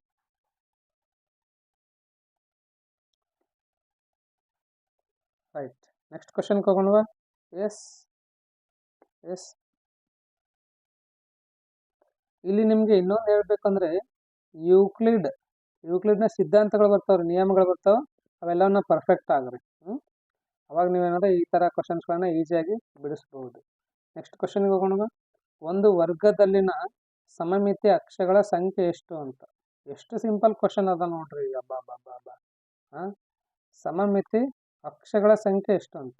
ಸಮಮಿತಿ ಅಕ್ಷ ಅಂದ್ರೆ ಏನು? ಸಮಮಿತಿ ಅಕ್ಷ ಅಂತಂದ್ರೆ ಅದೊಂದು ಲೈನ್, ಅದೊಂದು ರೇಖೆ ಏನು ಮಾಡಬೇಕು ಅಂದರೆ 2 ಸಮಭಾಗಗಳನ್ನಾಗಿ ಮಾಡಬೇಕು. ಆ ಒಂದು ರೇಖೆಗಳಂತ ಕರಿತೀವಿ ನಾವು ಸಮಮಿತಿ ಅಂತ ಕರಿತೀವಿ ನಾವು ಸಮಮಿತಿ ಅಂತ ಕರಿತಿದ್ದೆವು. ಹೌದಾ? ಎದರಲ್ಲಿ ಕೇಳಕತ್ತವರು? ವರ್ಗದಲ್ಲಿ. ವರ್ಗ ಅಂದರೆ ಚೌಕದಾಗ ಕೇಳಕತ್ತಾರ್ರಿ. ಚೌಕದಾಗ ನಾವು ಎಷ್ಟು ಸಮಮಿತಿ ಅಕ್ಷಗಳನ್ನು ಎಳಿಬೋದಂತ. ಇದು 1, ಇದೊಂದು 2, ಇದೊಂದು 3, ಇದೊಂದು 4. ಎಷ್ಟು? 4 ಸಮಮಿತಿ ಅಕ್ಷಗಳನ್ನು ಅಥವಾ ರೇಖೆಗಳನ್ನು ಎಳೆಯಬಹುದು. ಎದಕ್ಕೆ ರೀ? ವರ್ಗಕ್ಕೆ. ಎಷ್ಟು? 4 ಸಮಮಿತಿ ಅಕ್ಷಗಳನ್ನು ಅಥವಾ ಸಮಮಿತಿ ರೇಖೆಗಳನ್ನು ಎಳಿಬಹುದು. ಎಷ್ಟು ಸಿಂಪಲ್ ಅದ ನೋಡ್ರಿ ಕ್ವಶನ್. ಇದೇ ಥರ ನಾನು ನಿಮಗೆ ಇನ್ನೊಂದು ಸ್ವಲ್ಪ ಹೇಳ್ಕೊಡ್ತೀನಿ ಅಂತಾರೆ. ವರ್ಗದಾಗ ಗೊತ್ತಾಯ್ತಾ ಎಷ್ಟು ಅಂತ? 4. ಕರೆಕ್ಟ್. ಇನ್ನೊಂದು ಸ್ವಲ್ಪ ಹೇಳ್ತೀನಿ ಅಂತ. ಓಕೆ, 1ನೇದು ಇವಾಗ ವೃತ್ತದ ಅಂತ ಅನ್ಕೋರಿ. ಏನು? ವೃತ್ತದಾಗ ನಾವು ಎಷ್ಟು ಸಮಮಿತಿ ಅಕ್ಷಗಳನ್ನು ಎಳಿಬಹುದು ಅಂದ್ರೆ ಅನಂತ ರೀ. ಎಷ್ಟು? ಅನಂತ. ಇದೊಂದು ವೃತ್ತದ ಅಂದ್ರೆ ನೀವು ಎಷ್ಟು ಬೇಕಷ್ಟು ಸಮಮಿತಿ ಅಕ್ಷಗಳನ್ನು ಇಲ್ಲಿ ಎಳಿಬಹುದು, ಸಮಭಾಗಗಳನ್ನಾಗಿ ಮಾಡಬಹುದು. ಅನಂತ ಅಥವಾ ಅನೇಕ ಅಂತಲೂ ಕರಿಬಹುದು. ಕರೆಕ್ಟಾ? ಸೆಕೆಂಡ್ ಒನ್ ನೋಡ್ರಿ. ಯಾಕಂದ್ರೆ ನೆಕ್ಸ್ಟ್ ಟೈಮ್ ಇದೇ ಕ್ವಶನ್ ಕೇಳ್ತಾನಂತ ಏನು ಗ್ಯಾರಂಟಿ ಇದೆ? ಹೌದಲ್ವಾ? ವೃತ್ತ ಆದ್ಮೇಲೆ ನೆಕ್ಸ್ಟ್ ಆಯತಕ್ಕೆ ಹೋಗೋಣ ಅಂತಾರೆ. ಯಾವುದದು? ಆಯತ. ಆಯತದಾಗ ನಾವು ಎಷ್ಟು ಸಮಮಿತಿ ಅಕ್ಷಗಳನ್ನು ಎಳಿಬಹುದು ಅಂದ್ರೆ 2 ಅಷ್ಟೇ ಎಳಿಬಹುದು. ಎಷ್ಟು? 2. ಒಂದು ಹಿಂಗೆ, ಒಂದು ಹಿಂಗೆ. ಹಿಂಗೆ ಎಳಿಲಿಕ್ಕೆ ಬರಂಗಿಲ್ಲ. ಯಾಕೆ? ಇದು ಓವರ್ಲ್ಯಾಪ್ ಮಾಡಿದ್ರೆ ಅಂತ ತಿಳ್ಕೊರಿ. ಓವರ್ಲ್ಯಾಪ್ ಮಾಡಿದಾಗ ಒಂದ್ರ ಮ್ಯಾಗ ಒಂದು ಬೀಳಂಗಿಲ್ಲ. ಅರ್ಥ ಆಯ್ತಾ? ಇದು ಕಟ್ ಮಾಡಿ ಮತ್ತೆ ರಿಟರ್ನ್ ತಂದು ಜೋಡಿಸಿದಾಗ ಸೇಮ್ ಆಗ್ತಾವ, ಬಟ್ ಒಂದ್ರ ಮ್ಯಾಗ ಒಂದು ಬೀಳ್ಬೇಕು ಓವರ್ಲ್ಯಾಪ್ ಮಾಡಿದಾಗ. ಅಂದಾಗ ಮಾತ್ರ ಅದು ಸಮಮಿತಿ ಆಗ್ತದೆ. 2 ಸಮಭಾಗಗಳಾಗಬೇಕು ರೀ. ಓಕೆ, 2 ಆಗ್ತಾವೆ ನೋಡ್ರಿ. ರೈಟ್. ಆಯ್ತು ಆಯ್ತಾ? ನೆಕ್ಸ್ಟ್ 3ನೇದು ತ್ರಿಭುಜಕ್ಕೆ ಹೋಗೋಣಂತ. ಯಾವ್ದು ತ್ರಿಭುಜ ಅದ್ರೊಳಗೆ ಅಂದ್ರೆ ಸಮಬಾಹು ತ್ರಿಭುಜಕ್ಕೆ ಹೋಗೋಣಂತ. ಸಮಬಾಹು ತ್ರಿಭುಜ. ಸಮಬಾಹು ತ್ರಿಭುಜ 3 ಸಮಮಿತಿ ಅಕ್ಷಗಳನ್ನು ಎಳಿಬಹುದು. ಓಕೆ, 3 ಬಾಹುಗಳು ಸಮ ಅದಾವ ಅಂದ್ರೆ ಈ ಥರ ಒಂದು ಎಳಿಬಹುದು, ಈ ಥರ ಒಂದು ಎಳಿಬಹುದು, ಈ ಥರ ಒಂದು ಎಳಿಬಹುದು. ಎಷ್ಟು? 3 ಸಮಮಿತಿ ಅಕ್ಷಗಳನ್ನು ಎಳಿಬಹುದು. ಅದರಲ್ಲಿ ಸಮಬಾಹು ತ್ರಿಭುಜದಾಗ ಅಂದ್ರೆ ಈಕ್ವಿಲ್ಯಾಟ್ರಲ್ ಟ್ರಯಾಂಗಲ್ದಾಗ, ಈಕ್ವಿಲ್ಯಾಟ್ರಲ್ ಟ್ರಯಾಂಗಲ್ ಅಲ್ಲಿ. ಓಕೆ. ನೆಕ್ಸ್ಟ್ ಸಮದ್ವಿಬಾಹು ತ್ರಿಭುಜದಿತ್ತು ಅಂತ ತಿಳ್ಕೊರಿ. ಏನದು? ಸಮ ದ್ವಿಬಾಹು ತ್ರಿಭುಜ. ಈ ಒಂದು ಸಮದ್ವಿಬಾಹು ತ್ರಿಭುಜದಾಗ ಕೇವಲ ಒಂದೇ ಸಮಮಿತಿ ಅಕ್ಷವನ್ನು ಎಳಿಬಹುದು. ಓಕೆ, 2 ಬಾಹುಗಳ ಸಮ ಇದ್ದಾಗ ಈ ಥರ ಇದೊಂದು ಲೈನ್ ಏನದಲ್ಲ, ಈ ಲೈನ್ ನಿಮಗೆ 2 ಸಮಭಾಗಗಳನ್ನಾಗಿ ಮಾಡ್ತದ. ನೆಕ್ಸ್ಟ್ ಅಸಮಬಾಹು ತ್ರಿಭುಜದಾಗ ಯಾವುದೇ ರೀತಿಯಿಂದ ಅಸಮಬಾಹು ತ್ರಿಭುಜ ಯಾವುದೇ ರೀತಿಯಿಂದ ನಿಮಗೆ ಸಮಮಿತಿ ಅಕ್ಷಗಳಲ್ಲಿ ಸಿಗೋದಿಲ್ಲ ನೋಡ್ರಿ. ಓಕೆ, 0. ತಿಳಿತಾ? ಅದೇ ಥರ ನೀವೇನಾದ ಇನ್ನು ಚತುರ್ಭುಜಗಳಲ್ಲಿ ನೀವೇನಾದ ಹೋಮ್ವರ್ಕ್ ತಗೋರಿ. ಚತುರ್ಭುಜಗಳಲ್ಲಿ ಅಂದರೆ ಇವಾಗ ವರ್ಗ ಆಯ್ತಲ್ವಾ, ಆಯತ ಆಯ್ತಲ್ವಾ, ಅದಾದ್ಮೇಲೆ ನೆಕ್ಸ್ಟ್ ಬರ್ತಕ್ಕಂಥದ್ದು ವರ್ಗ, ಆಯತ ಆದ್ಮೇಲೆ ವಜ್ರಾಕೃತಿ ತಗೋರಿ. ವಜ್ರಾಕೃತಿ ಒಳಗೆ ಎಷ್ಟು ಎಳಿಬಹುದು, ಮತ್ತು ಸಮಾಂತರ ಚತುರ್ಭುಜದಾಗ ಎಷ್ಟು ಎಳಿಬಹುದು. ರೈಟ್. ಮತ್ತು ಡೈಮಂಡ್, ಡೈಮಂಡಲ್ಲಿ ಎಷ್ಟು, ಡೈಮಂಡ್ ಅಂದರೆ ವಜ್ರ ಅಂತ. ಓಕೆ, ಮತ್ತು ತ್ರಾಪಿಜ್ಯದಾಗ ಎಷ್ಟು ಇಳಿಬೋದು ಈ ಥರ ನೋಡ್ಕೋರಿ. ಕ್ವಾಡ್ರಾಟಿಕ್ ಕ್ವಾಡ್ರಿಲ್ಯಾಟ್ರಲ್ಸ್ ಅಂತ ಕರಿತೀವಿ ನೋಡ್ರಿ. ಏನಂತ ಕರಿತೀವಿ ನಾವು ಅವುಗಳನ್ನು? ಕ್ವಾಡ್ರಿಲ್ಯಾಟ್ರಲ್ಸ್ ಅಂದರೆ ಚತುರ್ಭುಜಗಳು ಅಂತ. ಆಮೇಲೆ ಪಂಚಬಹುಭುಜಾಕೃತಿ ಒಳಗೆ ಎಷ್ಟು ಇಳಿಬೋದು, ಷಡ್ಬಹುಭುಜಾಕೃತಿ ಒಳಗೆ ಎಷ್ಟು ಇಳಿಬೋದು, ನಿಯಮಿತ ಪಂಚಬಹುಭುಜಾಕೃತಿ ಒಳಗೆ ಎಷ್ಟು ಇಳಿಬೋದು, ಅವೆಲ್ಲವನ್ನು ನೀವು ಏನು ಮಾಡಬೇಕು, ಚೆನ್ನಾಗಿ ಪೂರಾ ಈ ಸಮಮಿತಿ ಅಕ್ಷರ ಬಗ್ಗೆಯನ್ನು ಚೆನ್ನಾಗಿ ತಿಳ್ಕೊರಿ. ಮತ್ತು ಆಲ್ಫಾಬೆಟ್ಸಲ್ಲೂ ಕೇಳ್ತಾನೆ ನೋಡ್ರಿ, A to Z ತನಕ. ಕರೆಕ್ಟ್? A to Z ತನಕ ಎಷ್ಟು ಲೆಟರ್ಗಳಿಗೆ ನಾವು ಸಮಮಿತಿ ಅಕ್ಷರಗಳನ್ನು ಎಳಿಬಹುದು, ಈ ಥರ ಕ್ವಶನ್ಸ್ಗಳನ್ನು ಕೇಳ್ತಾನೆ. ನೀವು ಸಮಮಿತಿ ಅಕ್ಷರಕ್ಕೆ ಸಂಬಂಧಪಟ್ಟಂತಹ ಎಲ್ಲ ಕ್ವಶನ್ಸ್ಗಳನ್ನು ಚೆನ್ನಾಗಿ ಪ್ರಾಕ್ಟೀಸ್ ಮಾಡಿರಿ. ಓಕೆ, ನೆಕ್ಸ್ಟ್ ನೀವು ಭಾಳ ಇಂಟ್ರೆಸ್ಟಿಂಗ್ ಕ್ವಶನ್ ಅದ ನೋಡ್ರಿ ಇದು. ರೈಟ್, 10 ಕ್ವಶನ್ ಬಿಡೋದಲ್ವ ಇವಾಗ. ಕ್ವಶನ್ ನಂಬರ್ 11 ನೋಡೋಣ ಏನದ ಅಂತ. ಆಯತ ಘನಾಕಾರದ ಅಥವಾ ಆಯತ ಘನಾಕೃತಿಯ ಒಂದು ನೀರಿನ ತೊಟ್ಟಿಯು 5 ಮೀಟರ್ ಉದ್ದ, 6 ಮೀಟರ್ ಅಗಲ, 4.25 ಮೀಟರ್ ಆಳ ಅದಂತ. ಅದರಲ್ಲಿ ಎಷ್ಟು ನೀರು ಹಿಡಿಯುತ್ತದೆ? ನಾ ಇದು ನಿಮಗೆ ಯಾವುದು ಚಾಪ್ಟರ್ ಹೇಳೋ ಟೈಮಿಗೆ ಅಂತಂದರೆ ಮೇಲ್ಮೈ ವಿಸ್ತೀರ್ಣಗಳು ಮತ್ತು ಘನಫಲಗಳು. ಯಾವುದ್ರಿ? ಮೇಲ್ಮೈ ವಿಸ್ತೀರ್ಣಗಳು ಮತ್ತು ಘನಫಲಗಳು. ಈ ಚಾಪ್ಟರ್ ಹೇಳಬೇಕಾದ್ರೆ ನಾನು ನಿಮಗೆ ಇದು ಹೇಳಿದ್ದೀನಿ ನೀಟಕ್ಕೆ. Okay, right. ಇದನ್ನು ಇಂಗ್ಲೀಷಲ್ಲಿ surface area is related to surface areas and volumes. Surface areas and volumes ಈ ಒಂದು ಚಾಪ್ಟರ್ ಇಂಗ್ಲೀಷಲ್ಲಿ ಇದು ಹೇಳಿದ್ದೀನಿ ನೋಡೋಣ. ರೀಸೆಂಟಾಗಿ ಹೇಳಿದ್ದೀನಿ. ಆ ಚಾಪ್ಟರ್ ಹೇಳ್ಬೇಕಂದ್ರೆ ನಿಮಗೆ ಇವೆಲ್ಲವನ್ನೂ ಹೇಳ್ಕೊಟ್ಟಿದ್ದೇನೆ ರೀ. ಒಂದು ಆಯತಾಕಾರದ ನೀರಿನ ತೊಟ್ಟಿ ಇದೆ ಅಂತ, ನಿಮಗೆ ಸೇಫ್ಟಿ ಟ್ಯಾಂಕ್ ಅಂತ ಹೇಳಿದ್ದು ನೋಡ್ರಿ, ಅದೇ ಹೇಳ್ಬೇಕಂತ. ಓಕೆ, ಇದನ್ನೊಂದು ಸೇಫ್ಟಿ ಟ್ಯಾಂಕ್ ಅನ್ಕೊಳತ್ತ, ಒಂದು ನೀರಿನ ಒಂದು ತೊಟ್ಟಿ ಇದೆ ಅಂತ ಅಂದ್ಕೊಡಿ. ಕರೆಕ್ಟ್? ವಾಟರ್ ಟ್ಯಾಂಕ್ ಅದ ಅಂತಿದೆ. ಕರೆಕ್ಟಾ? ಇರ್ಲಕ್ಕೆ ಏನಕ್ಕಿರ್ಲಕ್ಕೆ ನಾವೇನು ಕಂಡುಹಿಡಬೇಕು ಇಲ್ಲಿ, ಇದರಲ್ಲಿ ಎಷ್ಟು ನೀರು ಹಿಡಿತದೆ ಅಂತ ಕೇಳಕತ್ತ ನಾವು, ಅದನ್ನು ಕಂಡುಹಿಡಬೇಕು ನಾವು. ಎಲ್ಲ ಫಸ್ಟ್ ಲೆಂತ್ ಕೊಟ್ಟಿದ್ದಾನ, ಎಷ್ಟು ಕೊಟ್ಟಿದ್ದಾನ? 6 ಮೀಟ್ರ್. ಎಲ್ಲ ಆದ್ಮೇಲೆ ಬಿ ಕೊಟ್ಟಿದ್ದಾನ ಎಷ್ಟು? 5 ಮೀಟ್ರ್. ನೆಕ್ಸ್ಟ್ ಹೈಟ್ ಕೊಟ್ಟಿದ್ದಾನ, ಅಥವಾ ಆಳ ಅಂದರೆ ಹೈಟ್ ಅಂದ ಎಷ್ಟು? 4.5 ಮೀಟ್ರ್. ಈ ಒಂದು ಆಯತ ಘನಾಕೃತಿದು ನೀರಿನ ತೊಟ್ಟಿಯ ಘನಫಲವನ್ನು ಕಂಡಿರ್ತಕ್ಕಂಥ ಸೂತ್ರ ಏನದಪ್ಪ? ಆಯತ ಘನದ ನೀರಿನ ತೊಟ್ಟಿಯ ಪ್ರಮಾಣ ಸಮನಾಗಿದೆ L ಗುಣಿಲೆ B ಗುಣಿಲೆ H. ಇವು ಮೂರನ್ನ ಮಲ್ಟಿಪ್ಲೈ ಮಾಡ್ಬೇಕು ಅಷ್ಟೇ, ಅದಕ್ಕೆ ಬಿಟ್ಟು ಮತ್ತೇನಿಲ್ಲ. ರೈಟ್, 6 ಗುಣಿಲೆ 5 ಗುಣಿಲೆ ಇದು 4.5 ನಾವು 9/2 ಅಂತ ಬರಿಬೋದು. 4.5 9/2 ಅಂತ ಬರಿಬೋದು. 2 ಅಂದರೆ 2, 2 3 6 ಏನಾಯ್ತು ರೀ? 2 3 6 ಆಯ್ತಾ? 3 5 15 ಗುಣಿಲೆ 9 ಬರೀರಿ. 3 5 15 ಗುಣಿಲೆ 9, 15 9 135. 135 ಮೀಟರ್ ಕ್ಯೂಬ್ ಬಂದದ ನೋಡ್ರಿ. ಏನು ಬಂದಿದೆ ಇಲ್ಲಿ? Metre cube. ಯಾಕಂದ್ರೆ ಎಲ್ಲ ಮೀಟರ್ದಾಗ ಅದಾವಿಲ್ಲ.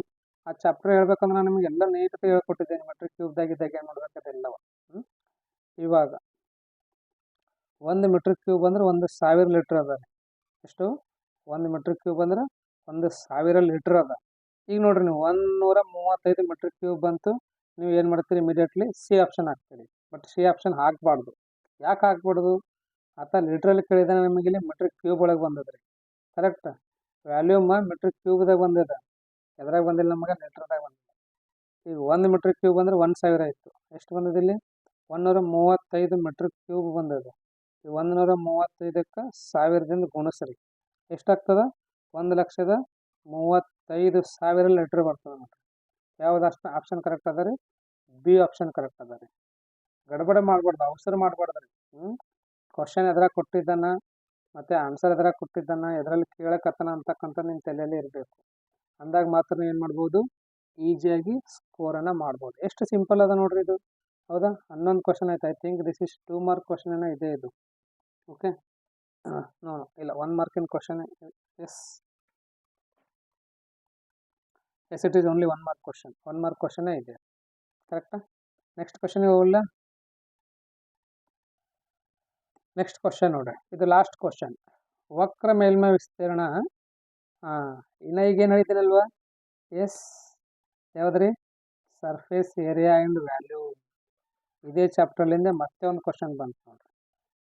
ಮೇಲ್ಮೈ ವಿಸ್ತೀರ್ಣಗಳು ಮತ್ತು ಘನಫಲ, ಈ ಒಂದು ಚಾಪ್ಟರ್ಲಿಂದ ಮತ್ತೆ ಕ್ವಶನ್ ಬಂತು ನೋಡ್ರಿ.